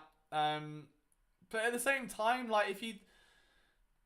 We either air about adds the fun to it. Yeah, it was a good laugh. Oh, excuse me. It's the first yawn of the evening, lads. It is 1:50 a.m. here. I thought this would come a lot sooner.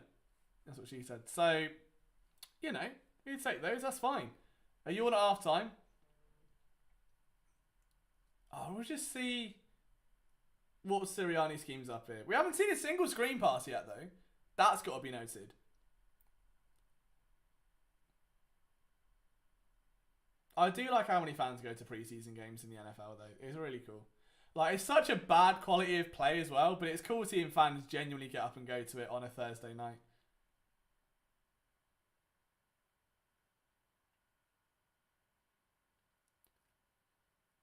I didn't know Michael Clay was the youngest coordinator in the NFL. Look at that. The more you know. I know he was young. Didn't know he was that young. Yeah, it's a weird mix. Is Smith going back out there again? I hope not. I mean, get him out at this point. Streamer, why aren't you showing them? Oh, Smith is out there again. Oh, God, okay. Okay, well, this can go one of two ways. So we'll just get Andre Patton out there, I reckon. Let him lead the team receiving yards. Flacco. Oh. Looked like a miscommunication there, maybe. Went for the back shoulder. Rager turned the curl inside instead of out. All I can think of. He's lined up on JC Jackson. Yeah, he couldn't get off, really. And by the time he's come inside, yeah, it looked like a poorly placed pass. Rager looking for a hold.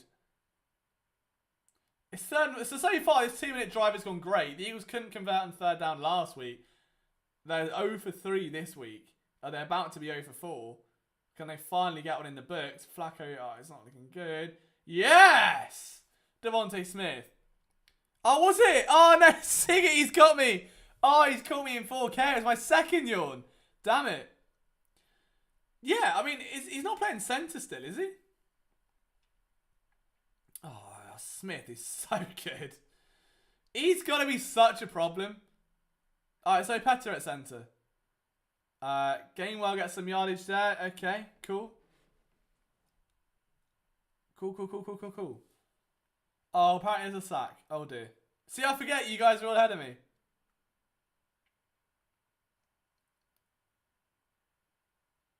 Oh, he didn't fumble it.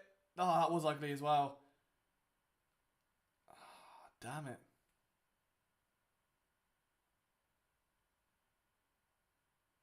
Oh, I forget you're all ahead of me. I hate it. No. Yeah, so Herbie's at centre. He looks a bit better. Well, he's had, one duff snap, but yeah. I mean, he's lucky he fell on the ball on the sack, to be fair. Look, don't laugh at that, okay? We're all grown. We're all grown as people. I like seeing Matt Pryor out there just because he had some time for PSN before. What do I think happened with her? He's just been ill, apparently. So he's just not playing because he's got an illness, which is un-COVID related. So probably got a tummy bug, I reckon. Can't say what happened. Flacco, 3rd and 10. Bang. Oh, Jack Stoll. No. Oh, he's down. Go again. Quick. Go. Super Jack Stoll. Super Jack. Super Jack. I was happy with that pun I made the other day. I was very happy with that. I can't lie.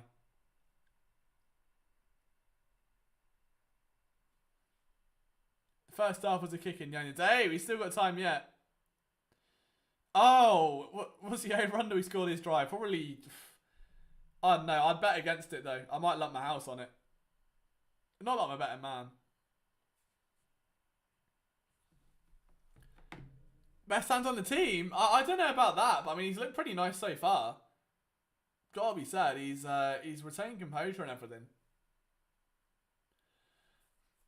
Yeah, Herbig's looked better. Herbig is settled himself. Oh, there's a replay of that Rager catch. That's unbelievable. Unreal. Oh, God, Ali, don't say that. I've not seen it. Oh, no. Oh, no. I hope not. Not on 4th down.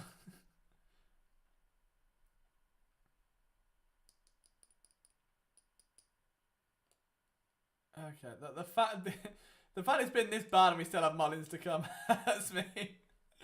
Yeah, it's not been pretty.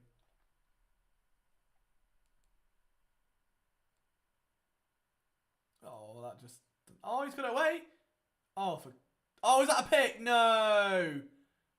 Oh, bollocks. That's not good. Well, that's the end of that then.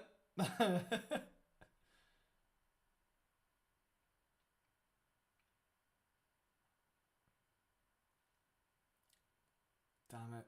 Well, there goes all my fantasy lineups of Joe Flacco throwing an interception. So, good. Is it wide receiver okay? It would have been Rager, I think. Yeah, I mean, yeah, if there's ever a game to do it, this would be the one. Oh no. I'm so far behind you guys.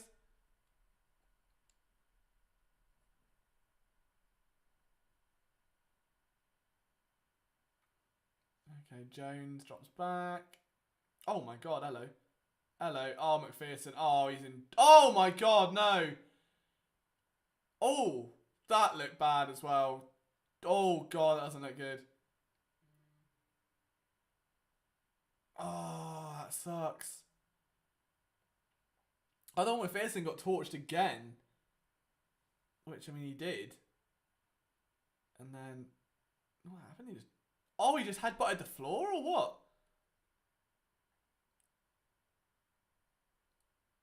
Oh. Yeah, and then, I mean, McPherson's rolled him over with a knee in the neck. Which doesn't look great. Oh, man.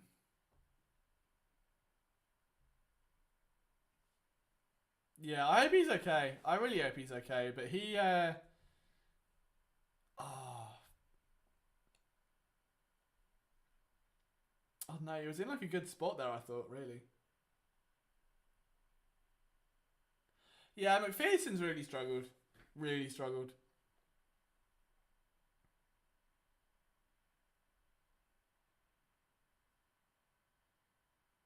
That's like the last guy they want to go down as well. Harry, like, that's literally the last receiver they want to go down with injury like that. Nah, I agree, Siggy. I think he's a slot corner, like, ultimately. But it'll be the exact same thing that happened with DeVonta Maddox, is that they'll try and push him out, and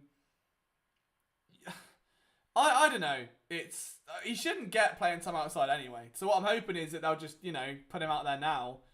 Then by next year, Steve Nelson's not around, Darius Slay might be moved on, Avonte Maddox might not be here anymore. So he's going to get a slot role. You draft a starting corner, you keep Slay for another year, and that's going to be your starting trio. So that's where I'd personally align it right now.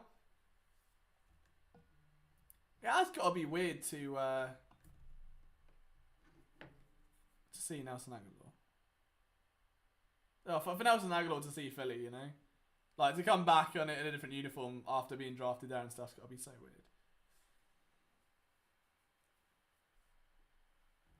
Alright, Matt Jones, what have you got in the tank? Give it to Stevenson, I reckon. Why are they showing trash and on the NFL Network coverage? I know, I was on it. What are they showing right now?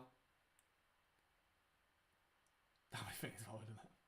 Dude, that back is tiny. Who is that? Oh, I spotted it. Okay. I thought Singleton was back out there for a second as well. But, oh no, McPherson is... Oh, his stock's really plummeted after tonight.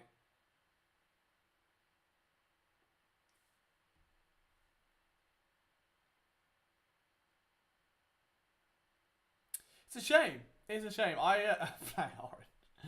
Nah, I really like him. I think out of Texas Tech he was really fun, but I don't think putting him outside is going to be smart for anyone, really.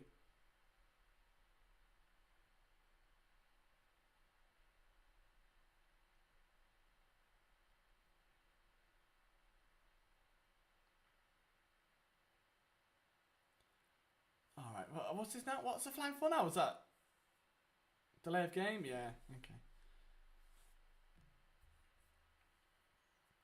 Yeah, I mean, well, JJ should get some offensive snaps on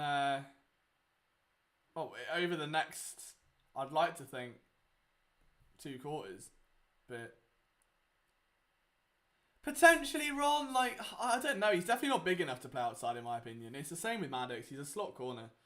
There are very few slot corners that can play outside, you know? Like, just they're punting it because of the delay of game. Fair enough.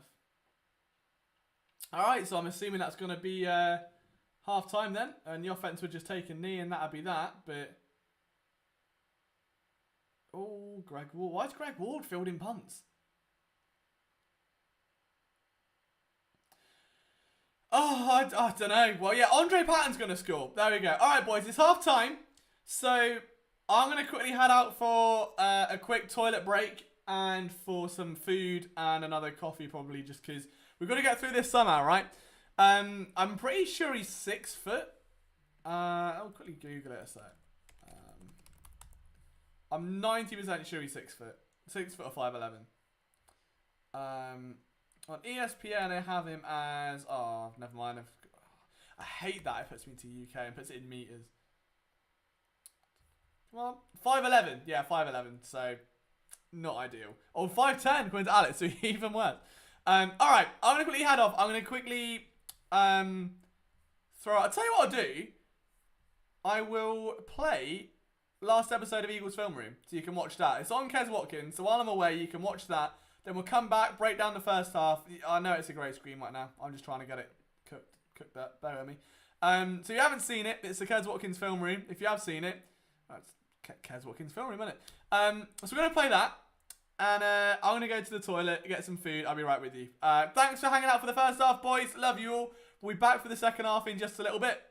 Eagles wide receiver Quez Watkins shocked the world on Thursday evening when he scored a 79-yard touchdown on a screen pass, burning the turf in his tracks. He ran so fast, in fact, that according to NFL Next Gen stats, he would have been the 13th fastest player in the entire league had that run came last season. Now, this comes on the back of what has been a very impressive summer for the second-year wide receiver. We're hearing a lot of praise from Nick Sirianni, from Aaron Moorhead, from all of the beat writers in attendance at practices, and then under the lights of Lincoln Financial Field at a open practice, we saw Quez Watkins ball out and perform a huge reception in the back of the end zone, leaping up and snagging a ball out of harm's way for a touchdown, which isn't something that you characteristically associate with him. Then Quez Watkins actually spoke to reporters after Thursday night's game and basically said that he approached this offseason with almost a vendetta, with a chip on his shoulder, to prove that he was more than just a speed guy, to add all of these other arrows to his quiver to prove that he is more than just a deep burner. So what I wanted to do was look back at that rookie season, look at the receiver that we're seeing now, or at least perceived to be seeing now, and see how high is the ceiling for Quez Watkins. So buckle up, Eagles fans. It's time to dive into the film room again.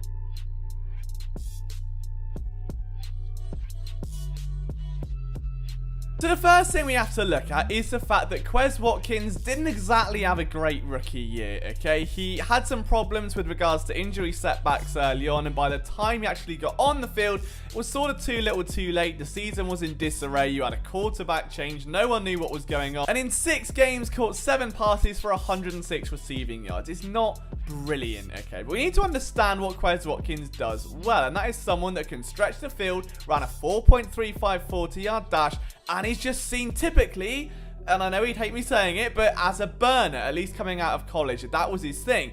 It was surprising then that the Eagles rarely used him on those go routes as a rookie. They rarely looked to see him downfield. When he did get open, there were a couple of times against the Cardinals, for instance, it was encouraging. There was one play against the Dallas Cowboys where Jordan Lewis actually starts running back from the line of scrimmage about a second before the ball snapped, like darting backwards, trying to shade inside, knowing that if Watkins gets going, he's not going to keep up. The reception was made anyway. However, I think what we saw towards the end of that span was a receiver that was really lacking in confidence, and you saw it quite heavily against the Washington football team in week 17, but I mean, by that point, I think we'd all lost confidence. A couple of drops and near misses and plays that he'd want back. There was another play where he adjusted for Hurts in the back of the end zone, come back around and still, again, an inch away from being a touchdown pass. You saw a player that over the past few weeks had been bullied at the line of scrimmage, and this was, I think, the knock on Quez, that he is a smaller receiver, and against press coverage, if he doesn't get that that inside track, if he doesn't burst off the line well, he's going to get rerouted. He's not good at fighting off those jams and can get swallowed up in the stem,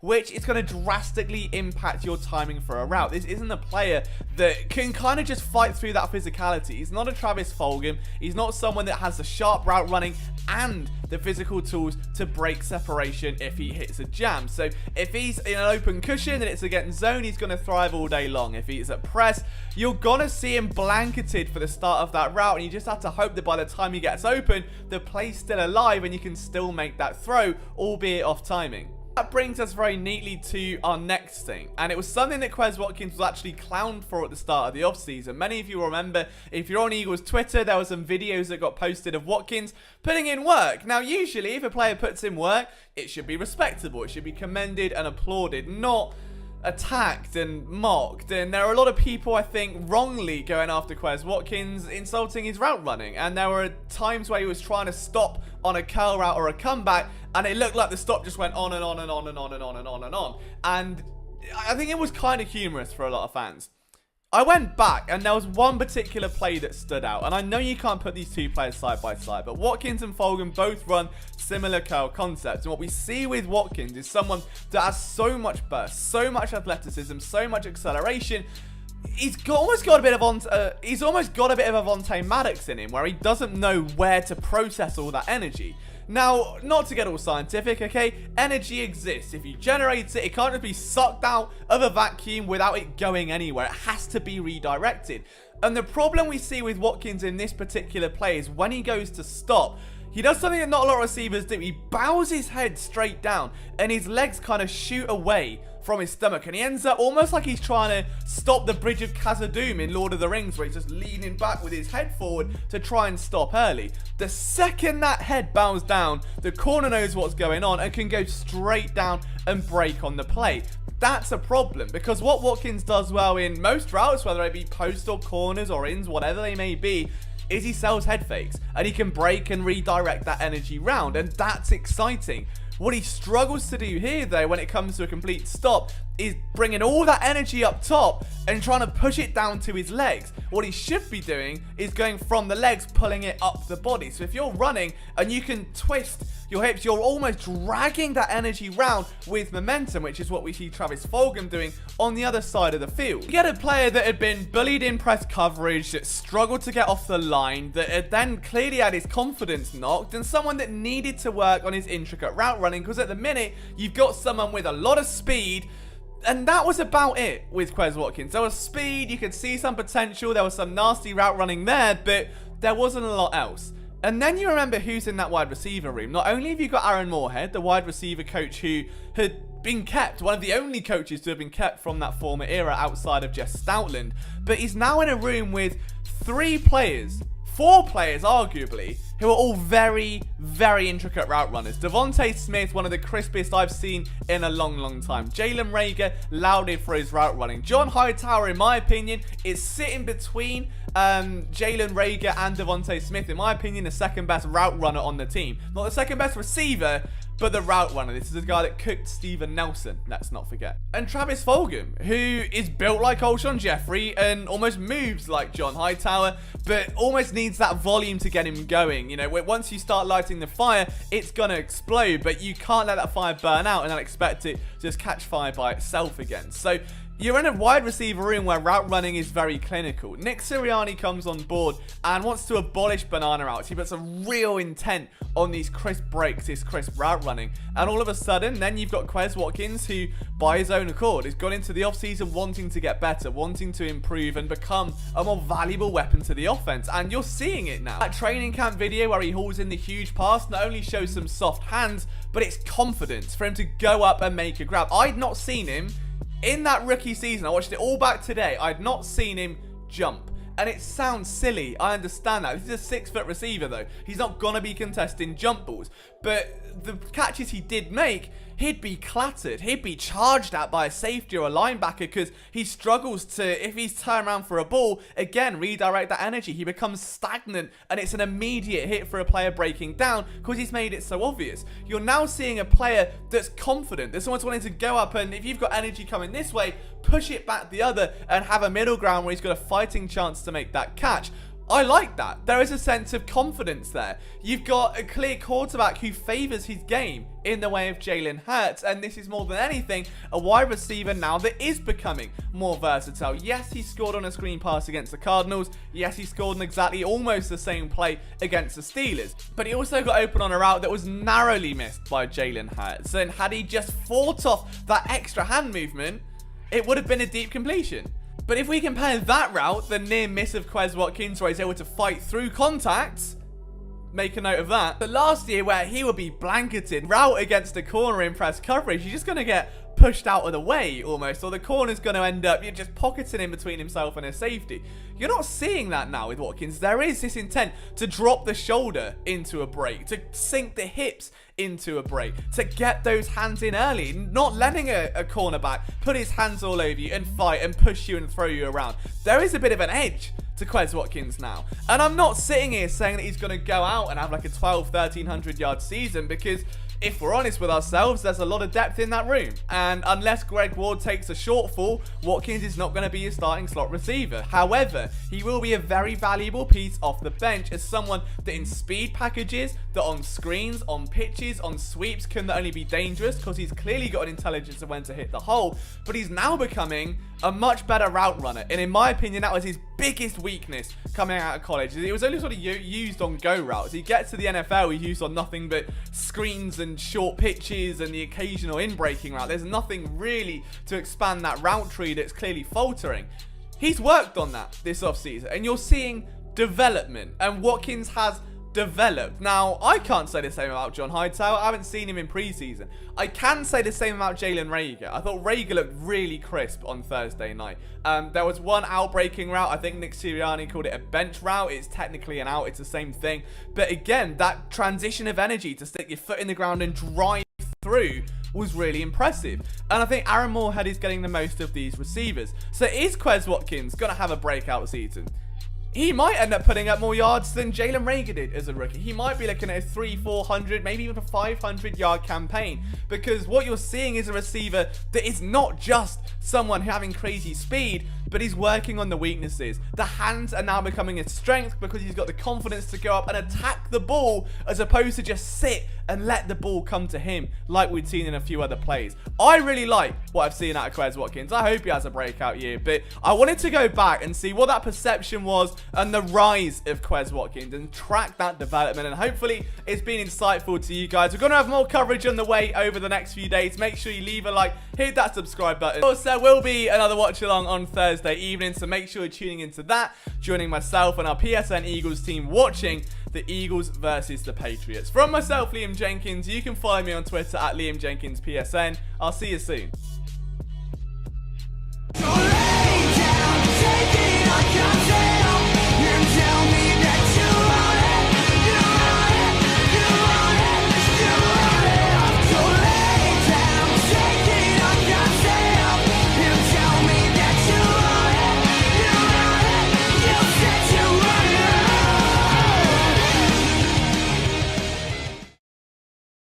Hello!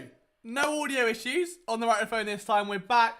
Second half of Eagles versus Patriots about to get started soon.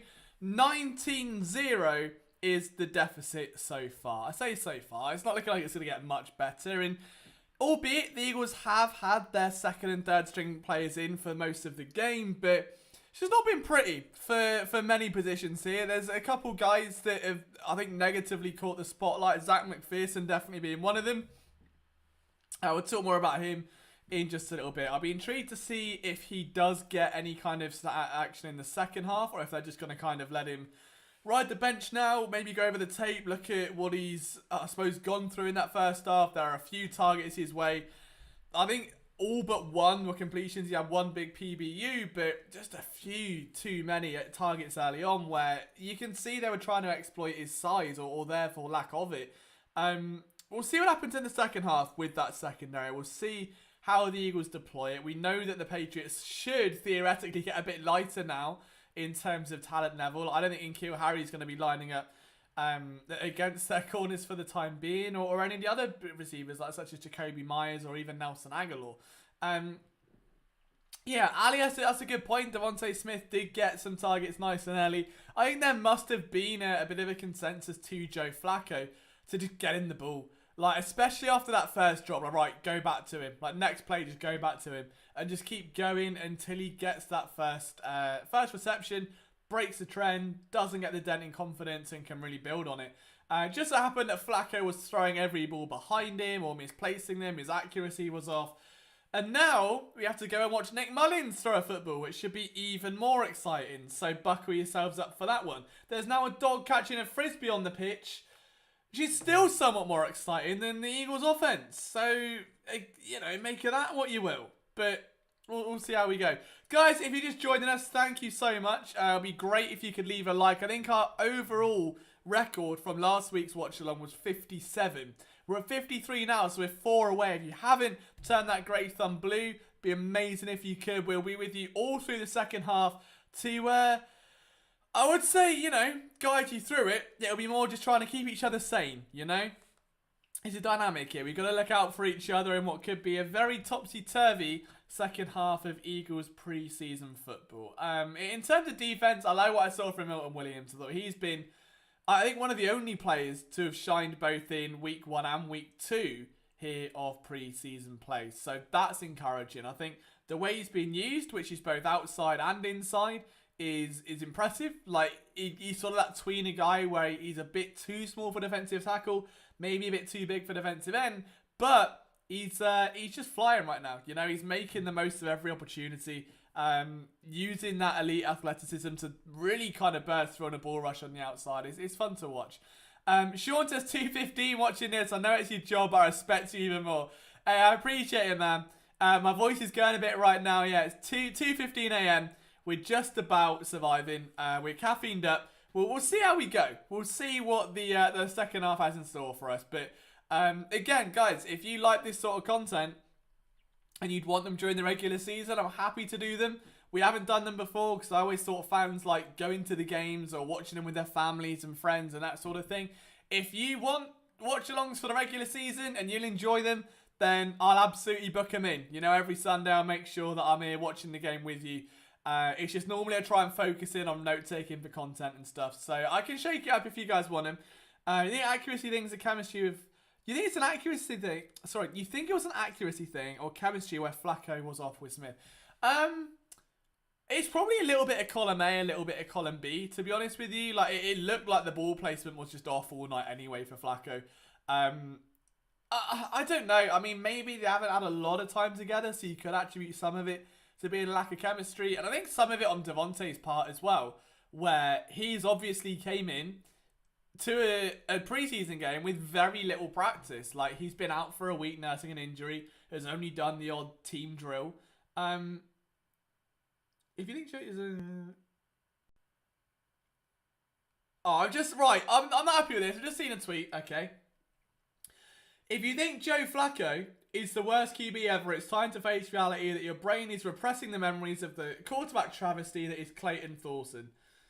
I'm fuming. I am disgraced at that. That is a lack of respect on the mighty Clayton Thorson's name. All right, the guy's an absolute icon. I love him. I will happily...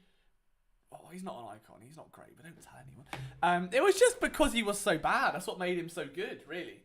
That was all part of the fact. Whereas now, that's the thing, right? Clayton Thorson was bad, and it was funny. Nick Mullens and Joe Flacco are just bad, and it's depressing. Like, that's the difference, unfortunately. At least Clayton was, like, comical, and you can have a bit of a laugh with it. This is just frustrating more than anything else. Flacco at first team reps at practice, so he should have good chemistry with. Yeah, I suppose. I mean, obviously, like, he's been splitting them with Jalen Hurts and stuff as well. But, I mean, my main thing is over the past week that if Smith hasn't been practicing and Flacco's been with the 2s and Mullens with the 3s, I don't know. I feel like it is naturally always going to be a little bit of a growing spurt. It's not like he's going in where with Jalen who he's going to have the most rapport with. And he's not taken a contact rep in over a week. He's done individual drills. He's not done team drills. So it was always going to be a little bit of a problem. But he's fine. You know, he overcome it. I think he showed some freaky yak potential. It's got to be said. Got to be said. Oh, I might just tweet the Clayton Dawson video out, you know. Nick Mullens Nick Mullens is still yet to play. But it could always be worse.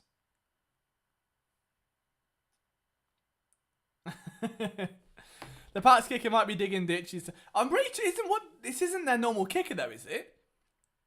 I'm pretty sure the Patriots kicker's out as well. And they've got like a backup in also, which makes life even more... I've just realised my broadcast isn't even live. Oh, here we go. Right, what have I missed? How long has this game been going on?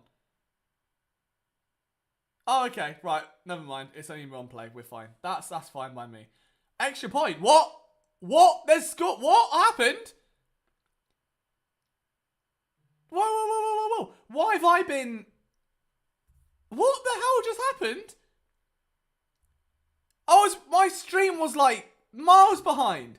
And I fast forwarded it and they're converting an extra... Guys? Why is it 25-0?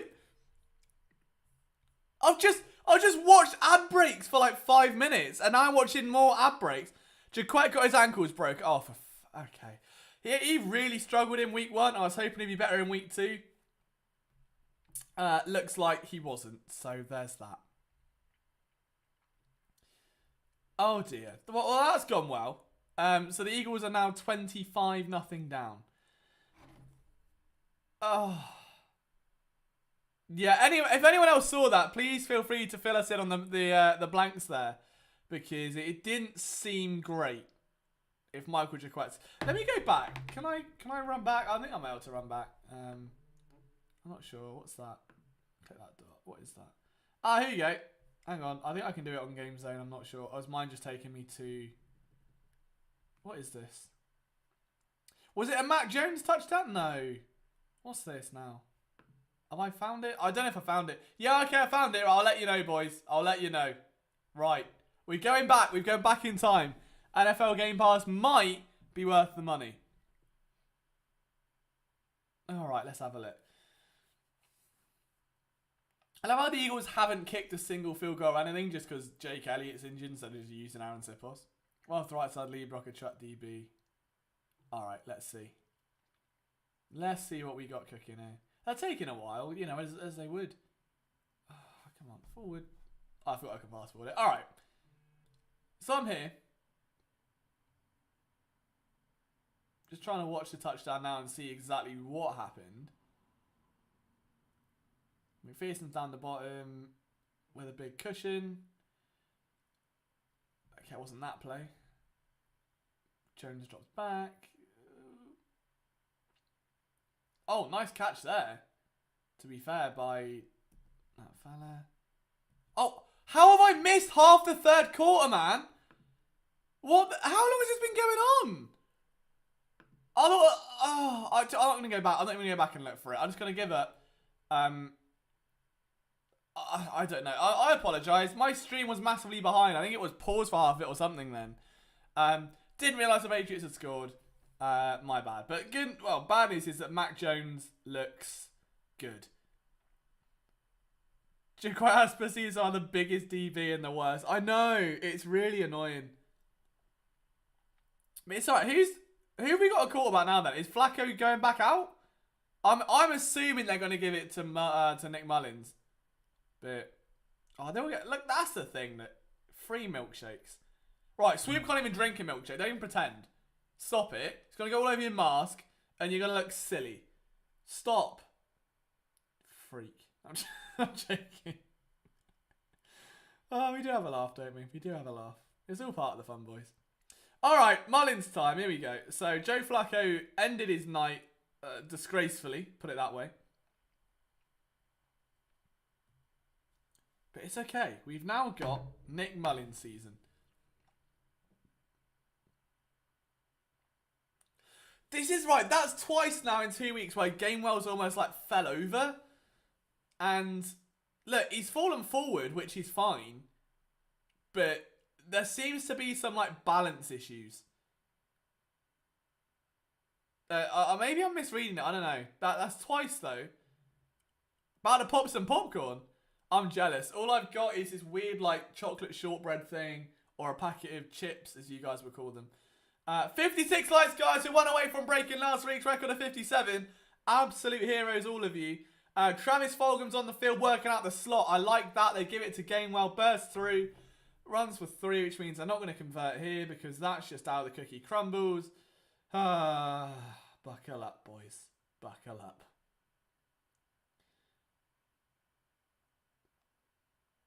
Can't wait. All my mentions are just about Nick Mullens. Okay. Alright, 3rd and 1. We all know. I just pass it because I don't trust them to run the ball for a yard, if I'm honest. J-Jaw's in the slot. They like big slot. Yes, Kenny! There you go. Kenny is looking good. Nick Mullens is easily the best Eagles quarterback we've seen tonight. Look at that. Wow.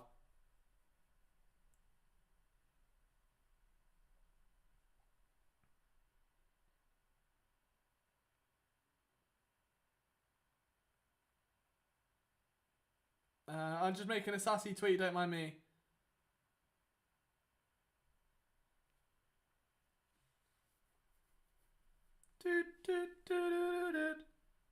Oh, Gainwell's off again. Okay, we have got a Kenny Gainwell masterclass happening right now. And I, for one, am all for it. I really am. I'm buzzing about that. I can't believe I didn't captain him in any of my lineups. Why did I do that? Oh, I did in one. Okay, brilliant. And I give him again. Kenny Gainwell. Does he get there? He does. Well, I've always said the Nick Mullens show is actually just the Kenny Gainwell show. Just don't let him throw the ball. Just do whatever you can.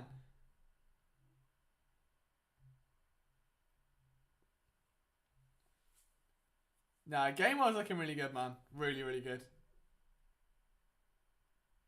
It's got to be said. 57 likes, boys. You should... I can't even get my arms up to clap. You should all be proud of yourselves. Absolute heroes. We've matched last week's like total. We can get over it. That'd be sick. But I massively appreciate all of you. Right, why are we just playing Madden now?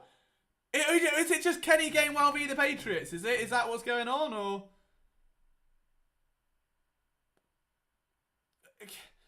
It's just Kenny Gainwell versus the Patriots.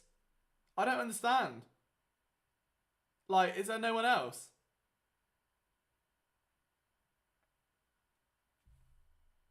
I can't even type anymore.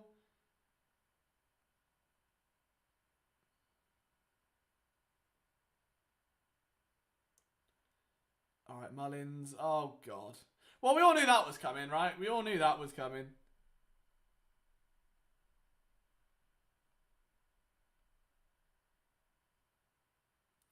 Okay, right. I'm intrigued to see what Elijah Holyfield can do. Has he just balls up pass protection, though? Yeah, Jesus Christ.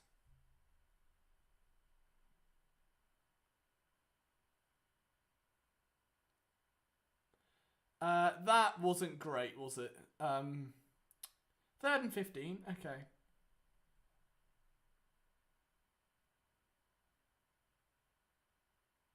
Oh, it's all time. Mullens, throw up Mullens.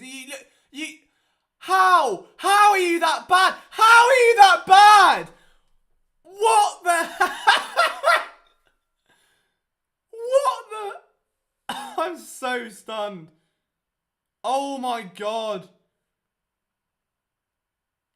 That's awful.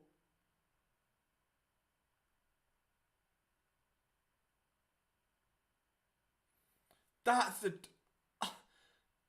Yeah, but you just throw it away, man. You just throw it away. I don't understand. It hurts. You've got to laugh.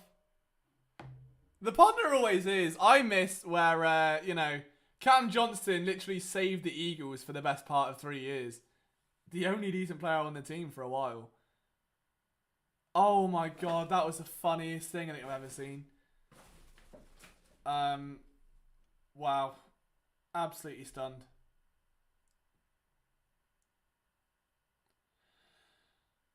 Just... I was just thinking, like, I've never seen him have that much time in the pocket. It's like, surely now, there's gonna be, like, you know, he's gonna throw it now, right? Like, he's gonna throw it now. Surely now. Now?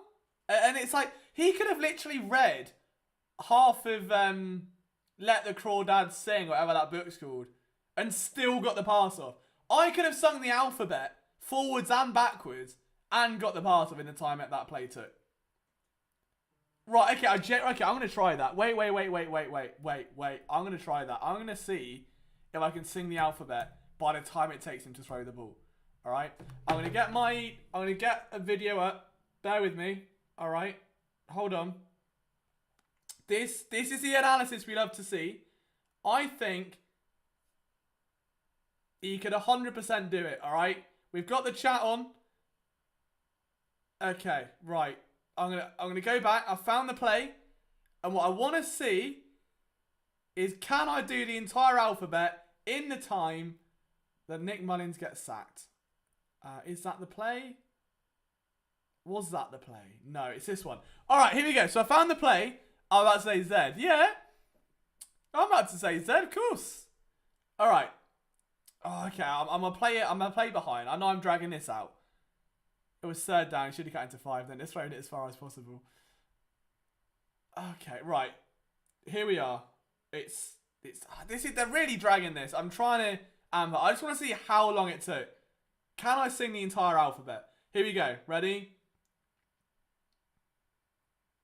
All right. 3.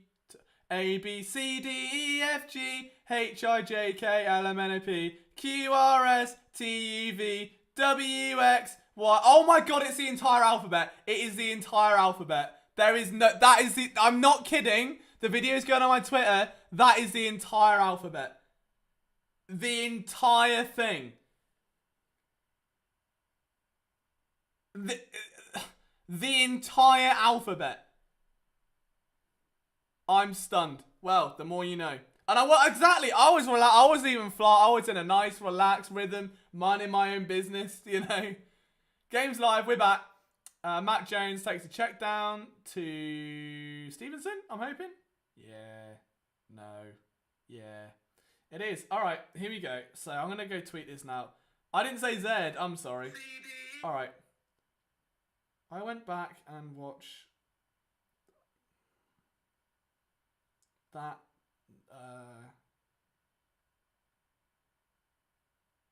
How bad it was.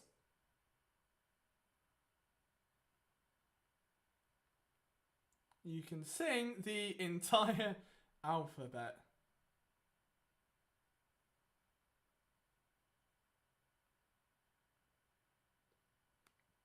Bang. Alright, the full video is on my Twitter at Liam Jenkins PSN. If anyone wants to see me sing the alphabet while Nick Mullens tries to throw a football, because I can guarantee you it's content worth watching.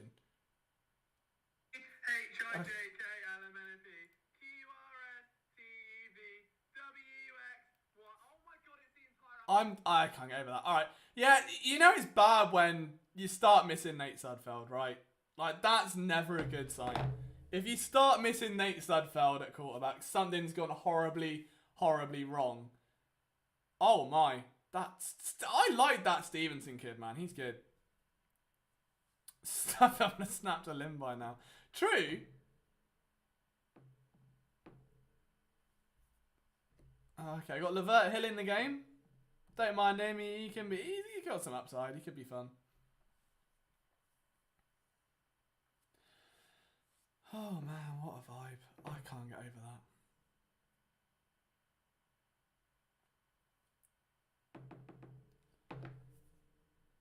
All right, 2nd and 5. Jones wide open. Is that McPherson again? No, Levert Hill this time. Wow, the more you know.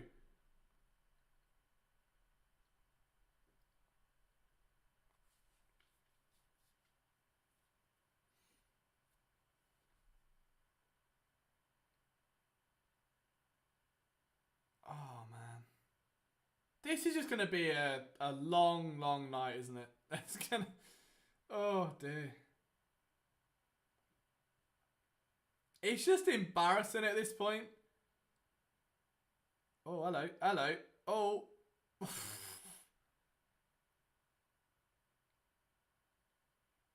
Yeah, none of this is fun.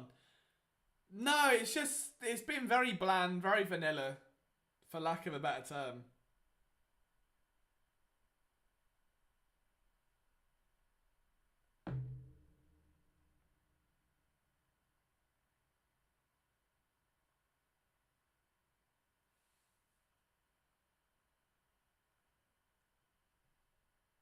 Someone just replied to my tweet saying they're cringing at my accent, and I, for one, am fuming. I just told them to grow up. I'm not having it. I'm not having it. I'm going to tell them to do tea and crumpets in a minute. There's Derek Barnett had a haircut. There's Fletcher Cox, not shagging someone's wife, so that's a great day at the office for him tonight.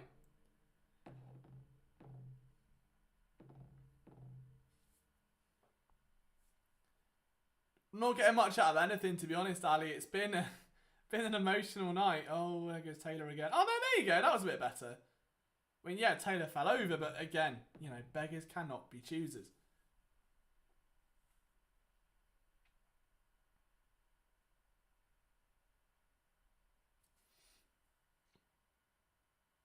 Good news is, all right, it's almost over. Almost only got a quarter to go. That's fine. But I don't blame BG for looking disgusted. Their line's just that good. I mean, yeah, if their offensive line's been sound, it explains why they put up 127 rushing yards against Washington last week. Oh, for crying out loud, Sean Bradley's just been stiffed as well. Wow. Yeah, this is going to get messy. At 25, I'm being an Eagles fan. BG just does look horrified. Yeah, they're going to get ripped tomorrow. I'm getting ripped tonight. R.I.P. the Eagles. That's the end of that TikTok trend for you. I might do one of them tomorrow. Like, I'm getting ripped tonight. R.I.P. the Eagles. Because they just got murdered. 25-0. See you later. That'll be the whole video. Matt Jones. Oh, that should have been a touchdown, really. Great coverage. Was that Scott?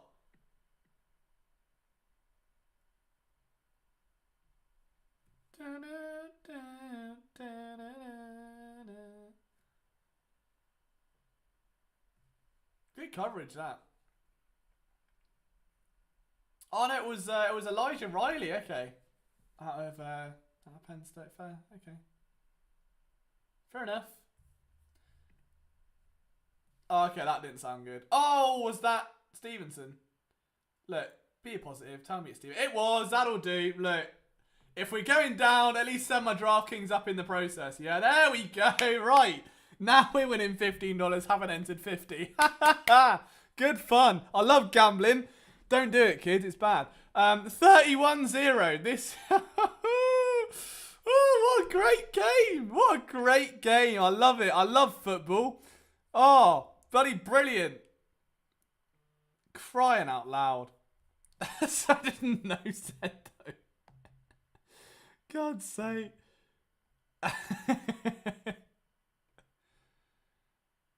Oh, I thought he missed that kick again then. 32-0. Brilliant. See, this is what I mean, you know? This is what I do. My job is streaming a blowout preseason game.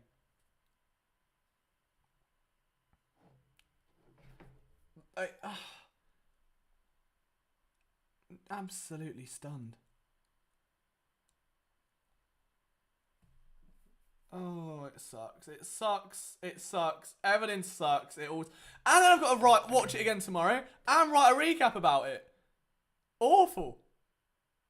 He finally got, yeah, fair play to the Pats kicker for making one kick. He made a single one.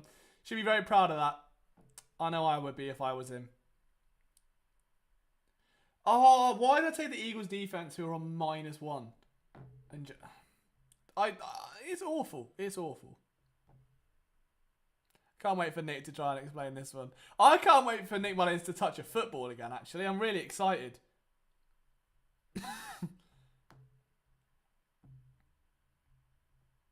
I really hope he comes back and makes a pass. Or something. Probably. Has it been 90%? It feels like it. I mean, it's bad. There's just been a lot of, like, there's not a lot of man coverage by the looks of it. So, yeah.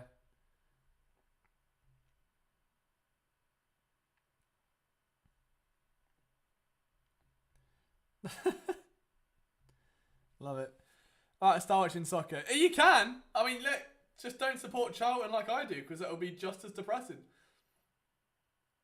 Look, the main thing is, it can't physically be this bad in week 1, right? And no one clip this, just in case it is this bad in week 1. Please don't be this bad in week 1, lads. Alright, also, if someone can do us a solid, we're on 59 likes. If we can push to 60, just for therapy, you know? Let's get A positive. Let's get to a nice even 60 on the likes, and that'll be lovely. And then we can at least end the, you know, stream on a high when it all comes crashing up. There we go. If there's anything we can rely on, it's the fans and not the team. There's John Hightower. He exists. I wanna stand with you on a mountain. I wanna bathe with you in the sea. I wanna lay like this forever until the start. I forgot the words. Until the tide falls, until the sky falls down on me. Oh, you can tell it's getting late. You can tell it's getting late. But again, we gave it a go, didn't we? Liam I just got very happy. There he is, John Hightower, live in the flesh. He exists. There's Landon Nickerson in his dungarees, embracing that. See, I didn't want to say embracing a certain type of culture. That's not for me to say. I don't know what the culture is there, but he's embracing a look that he's grown up with. Fair play to him, you know? There's the draft pick. Alright, let's go over the draft picks we've seen tonight. Smith was good. Dickinson we haven't seen. Milton's was good. McPherson sucked. Gainwell looked really good. Marlon's been invisible. Haven't seen Tyron Jackson. Jacoby Stevens ain't playing. Patrick Johnson's been alright. There you go. Oh, God. What is a Nick Mullens, and where can I sell one on eBay?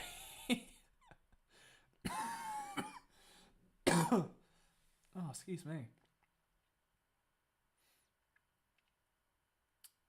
Oh, it's just atrocious. It's just atrocious.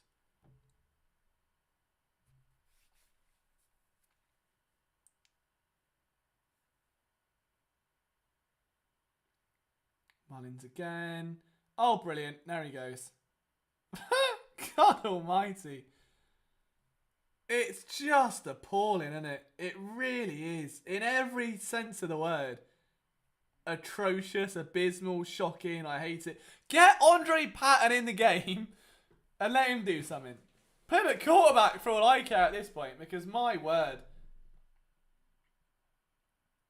Matt Pryor just shoved a player into Nick Mullens, so that was good. I don't blame him. I'd do the same. If I was Matt Pryor, I'd lob a player into Nick Mullens at this point. Jack Stoll! Go on. Bang, look at that. Oh, I like that. I like what I've seen from Jack Stoll. That was good. Do that. Oh, it's 4th down. Never mind. That's dead then, isn't it? Oh, heavens. That's gone.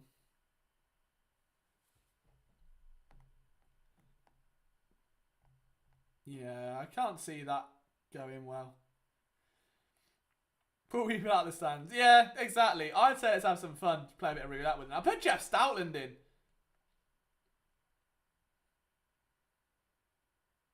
Lane doesn't even have pads on. He's just out there vibing. Yeah, they're punting. Great. Okay.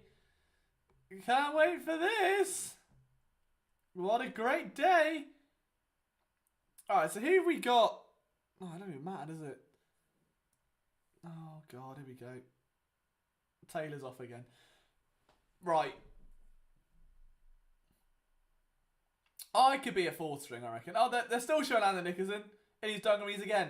Sorry, broadcast. I didn't catch it the first time. Wasn't quite poignant enough. Yeah, I didn't see a near topless man in dungarees on my screen the first time. Thank you for showing me again. Really appreciate that. Yeah, thanks. We all do. That's brilliant. Yeah, you know it's bad when even the broadcast is recycling content. So, oh, I got nothing to say. It's nothing. Let's put Landon on again. They love Landon. Put Landon in. Put Landon in dungarees. Give him Landon. They'll love him. We won the revolution. Yo to the convention. Got crap belt. Not much has changed really.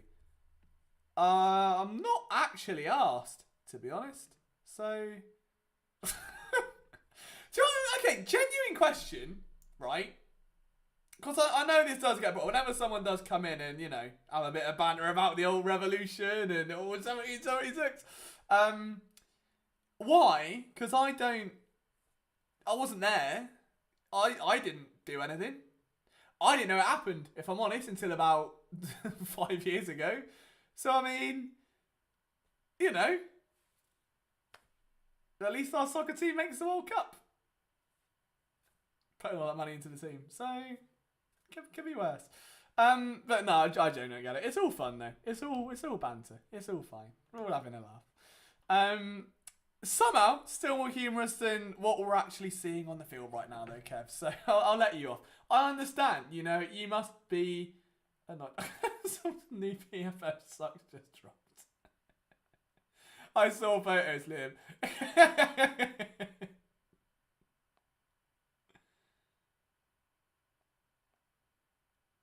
I love how everyone just assumes that now, like, the account is just PFF sucks. Look, I was there, but that's not what I mean. It's not what I'm there for.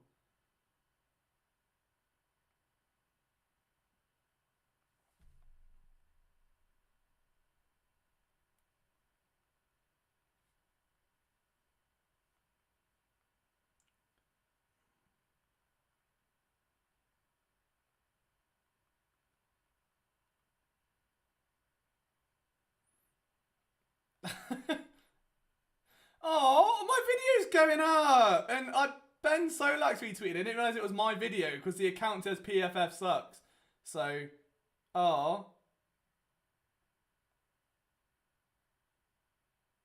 Bless him. I love Ben. I'm not sure he's watching this, but if he is, by some miracle, shout out to Ben. Absolute hero. He's done so well in this business, and I feel very proud just to have loosely known him and spoke through the years. Absolutely great writer and someone that everyone should look up to. Have I watched Ted Lasso? I've watched 2 episodes, and that's about it, to be honest. I thought it was alright. It's a bit cringy at times, but then so am I, you know? So maybe me and Ted have got a lot more in common than we realise. But, you know. I think you're excessive. Oh my god. You know football just got to that bad place now. It's just bad, isn't it?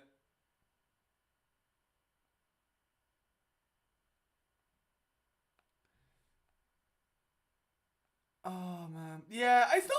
I'd watch it again. I need to actually, you know, proper dive into it. I just don't have the time to binge anything at the minute. That's the thing. But it's all part of the fun.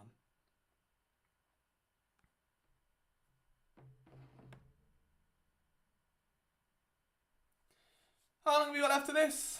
I think we got a quarter left. Just under. Help. I'm losing sanity at this point. I'm losing sanity. Is Rick Grimes dead? Is that in The Walking Dead? I've not seen that. I watched like the first 3 series. And it was alright. I watched up to a point, no, I tell you, I watched up to the point where they went to the, I don't want to send spoilers, but they found the town with the governor and that. And then it became a lot less about the zombies and a lot more about just drama. And I was like, well, the whole point of it being great was the fact it was so apocalyptic and now it's this sense of like impending doom on everyone. Then that sort of went away and it was just humans. Like, I might as well just watch Prison Break for that. So I gave up on it in the end. Yeah, what I need to do, instead of watching any of that, is go and watch this preseason game again. That's what I can't wait for. I'm bloody excited, I am. Well excited, actually.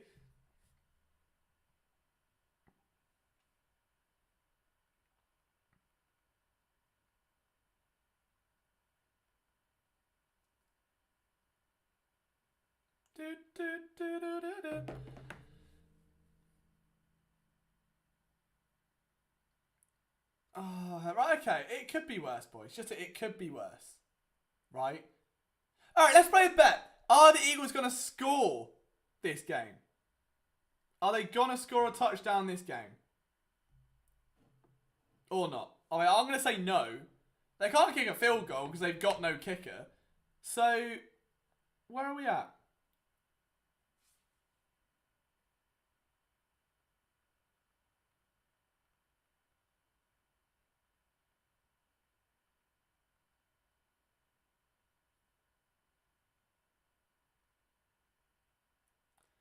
I love it. Oh, everyone's just following the bloody PFF. Oh, God's sake. I say no. 4 first downs. Look, we need more than that. We're going to need about 6 because it's going to take like 7.3 an ounce. And, you know, it'll be like 1, 2, 3, 1, 2, 1, 1, 2, penalty 3, 1, 2, 3, 1, 2, 3, 1, 2, 3, 1, 2, 3, 1, 2, 3, touchdown. Because, oh, it's already, okay, it's 1st and 15 Patriots. 1 quarter to go, baby. Let's go. All right, that was good. I like that. Grayland Arnold, Sean Bradley. Okay, well done, Sean Bradley. Nice tackle. Made up for some sins earlier.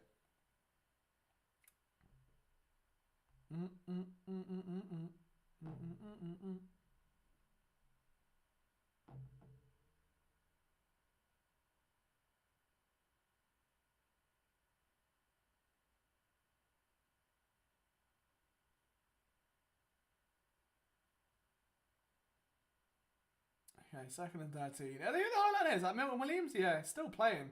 I wouldn't even play Milton Williams at this point. Someone just got ran over then. I feel like that was Epsy. Bring on Hoyer. I think what Nick Mullens has got to throw. Yeah, that's a good point. For Nick Mullens to throw a touchdown, he has to first throw the ball. So it was Elijah Riley on the... Okay, so Riley got popped. He met him in the hole and just missed. So that was good. This was just atrocious.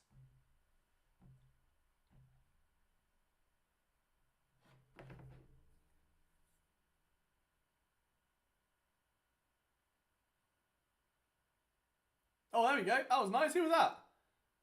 Can't even see who that was. Am I asked? Not really. Let's see how was my DraftKings lineup, in which case I'm all of a sudden very interested. Where is Andre Patton? Talking of which. Alright, T.Y. McGill was up. Alright, okay. First down for the Pats. All of a sudden, this is looking bad. Oh, there goes Stevenson again. I'll tell you what, man, like, I can't tell if the Pats have just got a really deep offensive line or what, but knowing he went off for 127 last week, excuse me, and that he's going off today.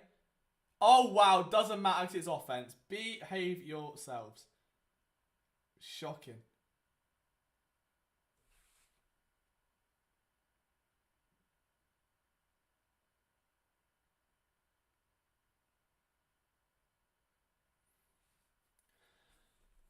I'm still waiting for my picks. I'm still waiting for anything. Just anything of moderate note would be good.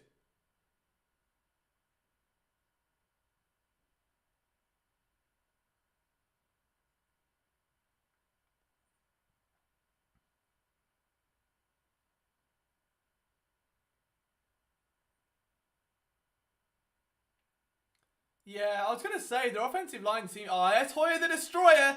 He's in. Oh, God. Try to blitz. Failed. That's about par for the course, isn't it? Even Lane Johnson looks like he can't be asked. Do you know what? I think Random Anton might be onto something there. Like, genuinely, I feel like you've got a really valid point.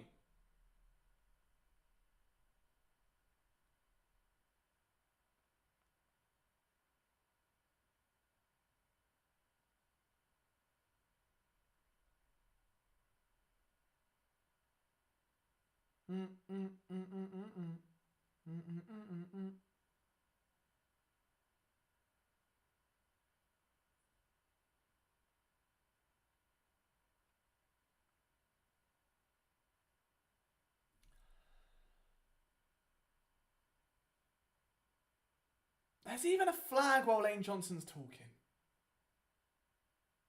Like, what? Even the broadcast team isn't on now. Hoyer the Destroyer for the win. Oh, no, never mind. The game's still on.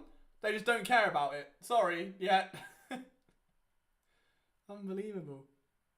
Oh, that looked pretty big, to be fair. Uh-oh.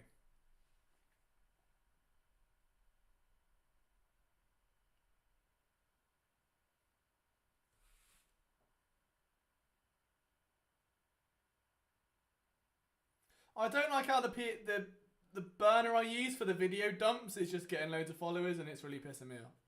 Because I should be following PSN and me. Not having it. Yeah, I know. Oh, hello. I'll tell you what. You can't even be mad at that. Taylor has just made everyone look so stupid. That's unreal. What a bounce.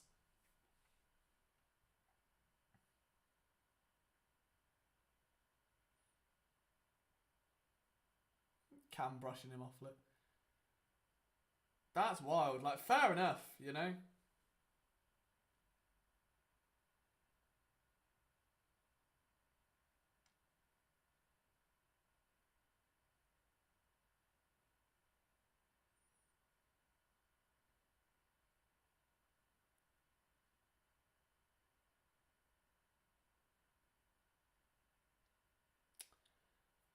What was the flag? Probably for being a boring game, to be honest. First and goal. It's already first and goal. Already.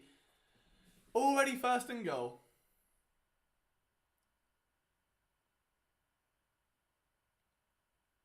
When there's a mercy. I don't think we have one, unfortunately. Otherwise, I'd have thrown in the towel a long time ago, you know?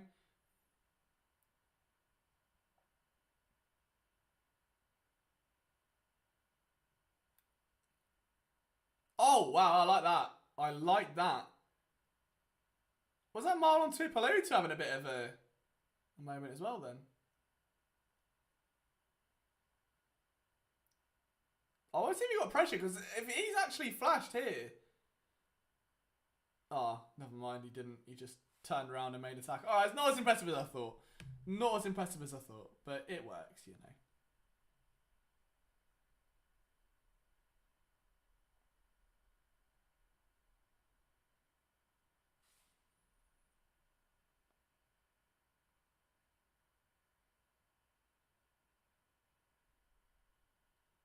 Yeah, I suppose that works.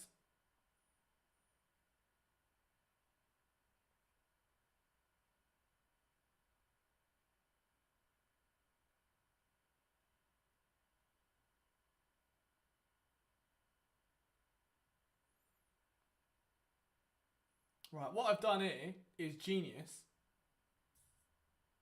Right. I've changed the name of the PFF account to Ben Solak is a Cowboys fan. So now on his video it says Ben Solak is a Cowboys fan. I'm a genius. I'm a genius.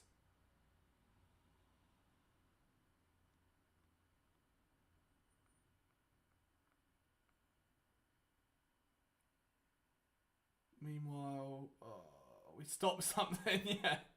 Kayvon Seymour stopped something, boys. Let that be known. Yeah? Let that be known. Go on. And they've been bad at kicking field goals all the time anyway, so we might survive here. Oh, they made that one. 35. Alright, time to update that one. 35-0. Woo! Love that. Oh, that's good. Brilliant.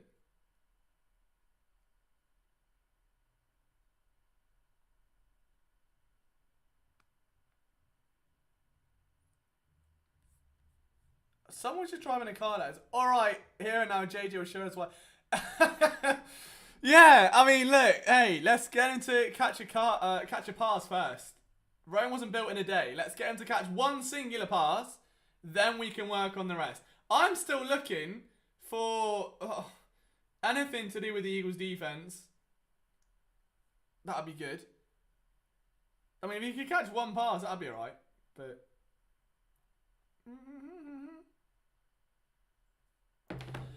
oh, boys, it has been emotional. It has been emotional. I don't know how I feel about this. It wouldn't surprise me if he did. Like, I've got no audio on. This is the only thing, because obviously copyright issues, so I don't want to be, you know, copyright swatted in the middle of the night. So I would rather have a job that makes money than one where the NFL steals all of it. So, yeah, no audio for me, because it will come out on the broadcast, but it wouldn't surprise me if he did. It's hard. This is a real test, right? This is the real ones in here right now. This is the real Eagles fans. Staying up super late. Ready, waiting, tempting to see, can Nick Mullens score a single touchdown? Relegate the Eagles. I mean, what if we could? It's 7 p.m. Well, it's 8. It's 3 a.m. for me. Well, it's 8 p.m. there, isn't it? On a Thursday. Well, what? Okay. What else is on TV in America on a Thursday at 8 p.m.?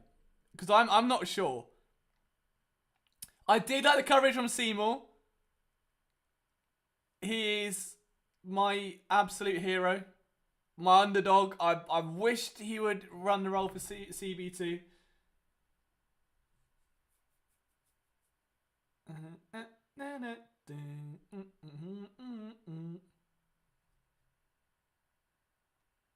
Oh, it's only 7. Oh, I see. I see. That would make sense. I feel like Sam Bradford's going to watch this, and oh my God, I wish he would. Well, I mean, Seymour for me has been like my guy all season. I made the film room on him, put content out, I've had articles on him. I just think like at that one game against the Cardinals, he looked really good considering he did nothing. Like he was brought in off the street and had to learn like a whole scheme, and he was more schematically aware than any Eagles corner within the space of a week. So I was a big fan. Like, I think he's got range. I think he's got speed. He's got the instincts there. I was disappointed he hasn't had that big of a preseason. I was genuinely really annoyed. Like I was expecting big things. So they wouldn't need to sign Steven Nelson because Seymour's going to win CB2, and he hasn't. But he has balled out a little bit here. So I'll let him off. You know.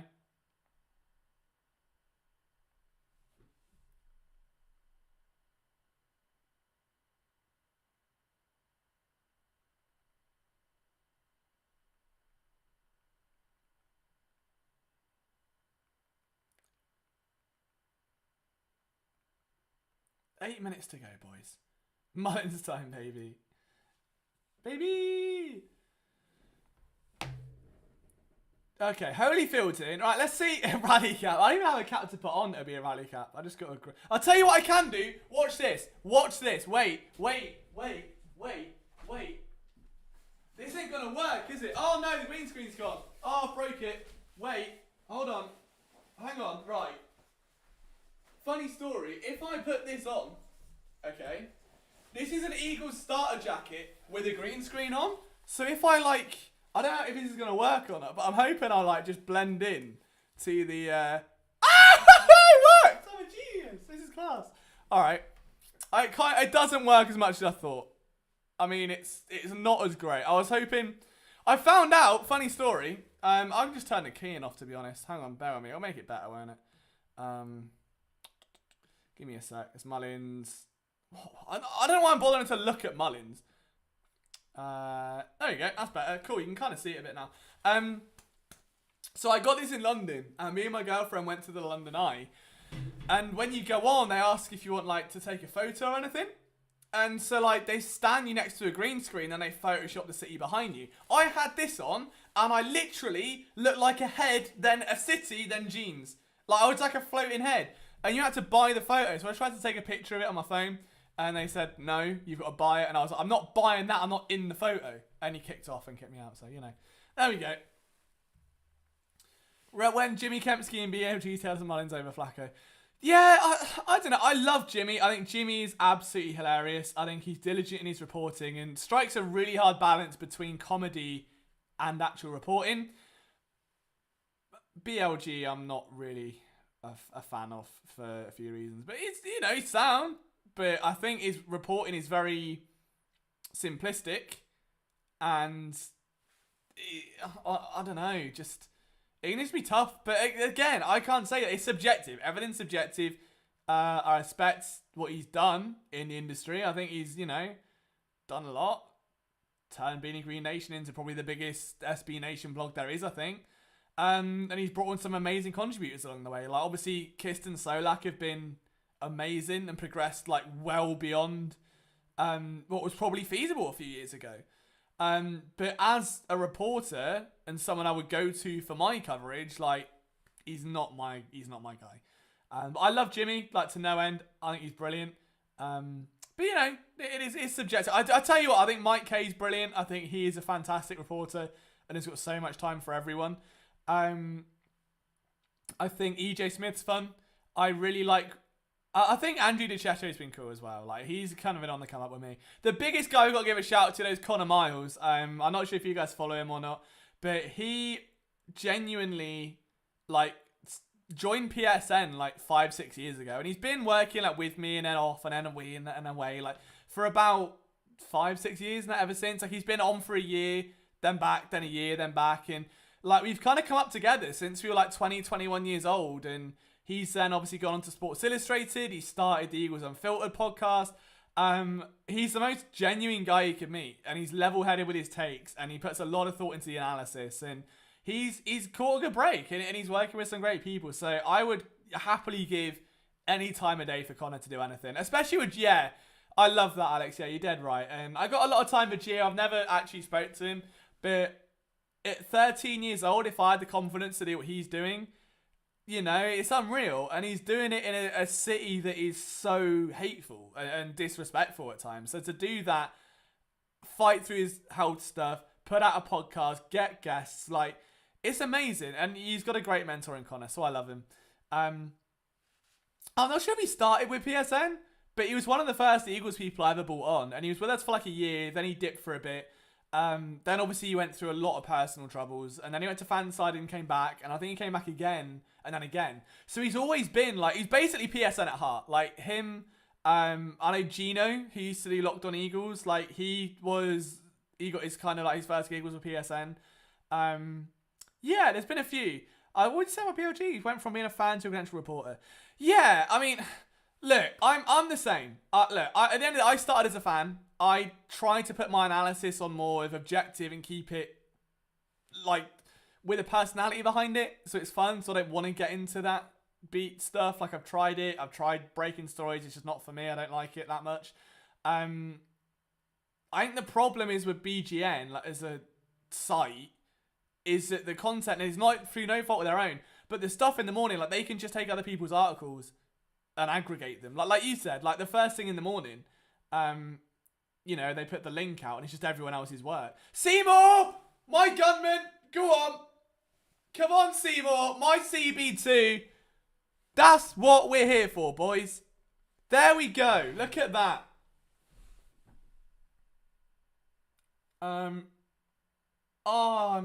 I'm so happy.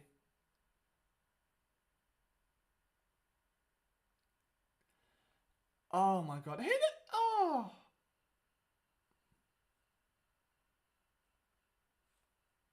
I'm so happy for Kevon Seymour.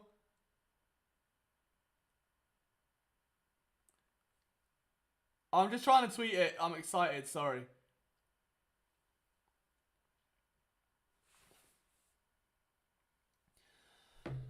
I mean, part of the sites with traffic. Yeah, from experience, it's not a ton, but like, well, yeah, and it's stuff like that. There'll be a press conference, and they'll just put up the entire press conference, but instead of writing the quotes, Nick Sirianni said he wants to see what Jalen Hurts can do on Thursday. Nick Sirianni also said that this player is injured. Well, just put the quote in and build an article around it. Like, it's just stuff like that, like or ESPN lists this player as third best. You won't believe what PFF ranked this player. I'm well, if I wanted to know what ESPN ranked that player, I'd go to ESPN. I want to know what you rank that player. That's why I'm on your site. Like, tell me, what do you think of this player? That's my gripe. That's my only gripe. I know not all of it's their fault. I know it's how it's run. But yeah, it's just not something like, I don't know. I feel like there's a lot of ways to do this job, and everyone does it a bit differently. And if that works for them, that's sick. Fair play to them. Lot of respect. But at the same time, it's just not the way I do it. Like, I do things my way, and I just keep it transparent, like always. And I'll happily take an extra hour on a story just to give my opinion than just cite ESPN said this. Like, I'd rather give my own take on it, because otherwise it's just doesn't help anyone. So yeah. Anyway, we'll go back to the game though, and how amazing Kayvon Seymour is, and how he's basically CB2 confirmed, because I love him with all of my actual heart.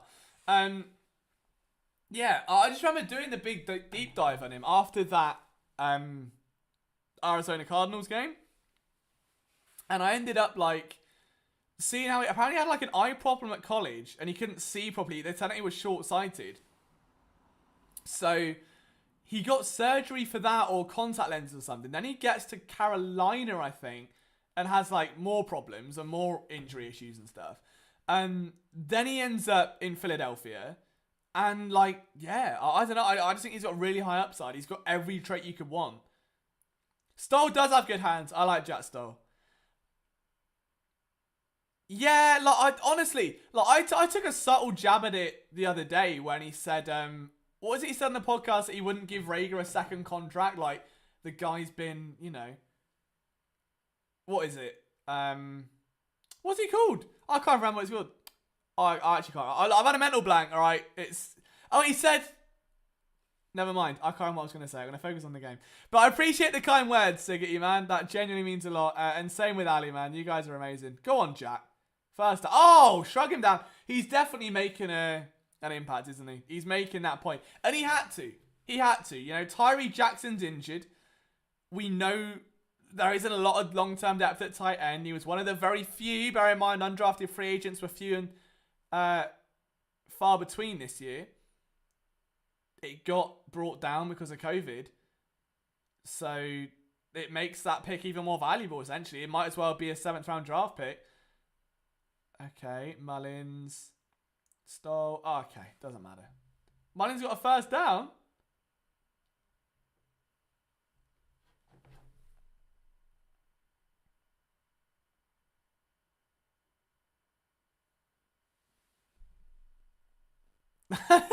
Ben's just seen that I changed the Skiddery at PSN account. Just Ben's like it's a Cowboys fan. Oh, I love to see it. It's all fun and games. Oh, go on, Elijah. There you go. Right, I want to see Holyfield do well. I really want to see Holyfield do well.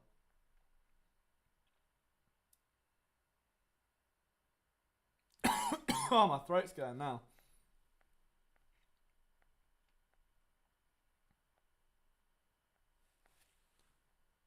Oh, dear. What a day.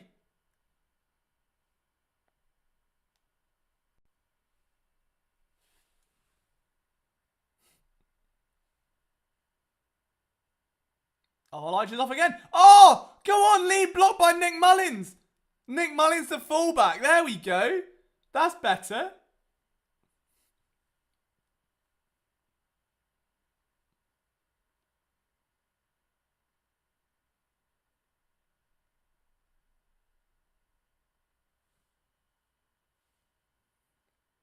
All right, Nick Mullens at fullback right now.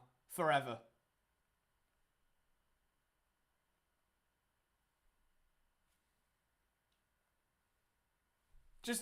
Just run like triple option plays the whole time, you know? Go on. Oh, wow. I mean, Holyfield's a big boy, you know?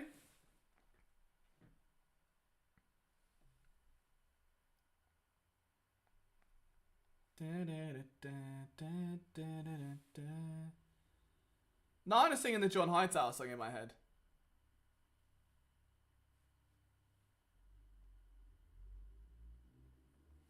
Second and 9. I reckon Nick Mullens keeper. Go on. No, never mind. Oh, Holyfield spit and he's gone. And he's gone. Just realised I'm not going to win anything on DraftKings, and that's kind of sad. Barring, I don't know, a Patriots interception or something. Which, hey, look, it can be done, right? Stoll does not have great... Oh, don't say that! No, not now.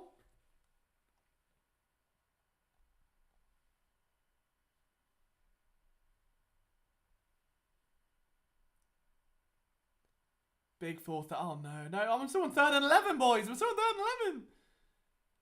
Okay, got a blitz coming there. Mullens. Oh, yeah. Oh, well, I mean, it was a bit overthrown, to be fair to Stoll. What I do like with Jack Stoll, though, is that you could do the skull chant, but for Stoll. And that would be quite cool, wouldn't it? Probably not, actually. No, it would be a bit cringe. But, you know, if anyone does it, we all know where they got it from.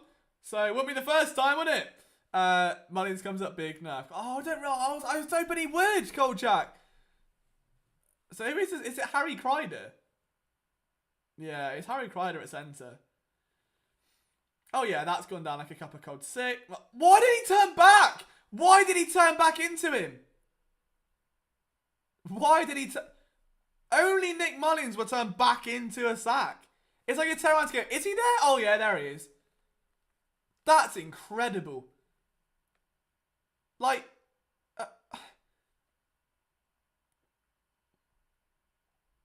wow, okay.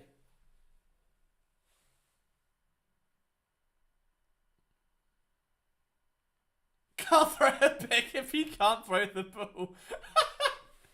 Fair enough. Fair enough.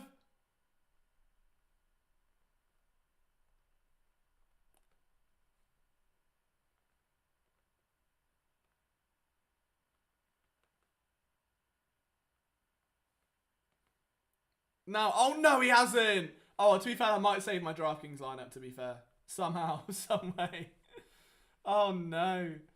Just do a Mullens breakdown. It's literally just the only video we put up next week. Just a Nick Mullens breakdown of what he's done well, which is nothing. It's just a black screen for 10 minutes. Oh, yeah, there it is. There it is. Brilliant stuff. What a game.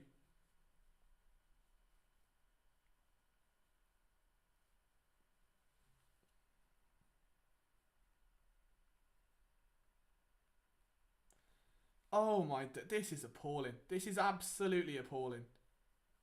Like, all of it. Oh, it was... well, I mean, I can't be too mad.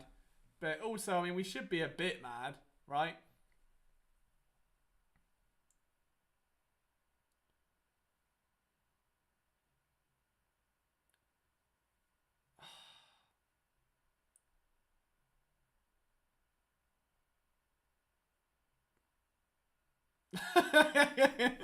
I just tweeted like, I want to write like an article breaking down all the Eagles preseason quarterbacks. Is it deliriousness? And then Connor Miles just put 316 deliriousness because you're taking advantage of this opportunity to worship Clayton once again.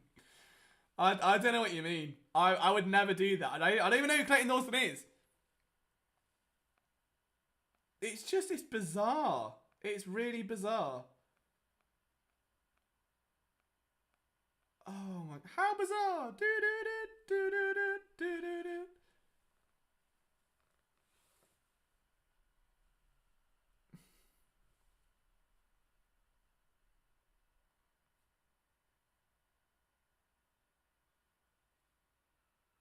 Oh, Stevenson's back in. That'll do. That'll get me some points. Upper, boys. Go on. Greg will play QB. He played QB at college as well. So, I mean, it can't all go wrong.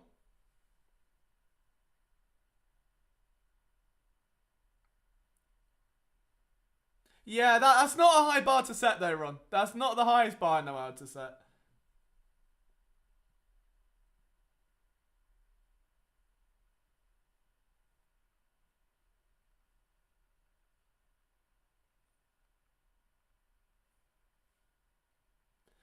Elliot Shaw Parks just replies to me saying, I spend way too much time concerning your sleep schedule. Oh. You can't have a sleep schedule if you don't sleep, boys. Alright? I want you to get out. Oh, no. It's all gone wrong. It's... Oh, we got a black screen. Okay, cool. Why is their own line breathing heavy? They're playing like 10s now. Look, I don't know about you, they've been playing their ass off tonight, alright? Now, were they playing off their ass on the floor? Yes, then the words are backwards, but that's not the point, you know? Mullens was lying the whole time. He's actually a pro golfer trying new things. Hey, well, maybe he could teach me a thing or two. Oh, heavens. What a night this is.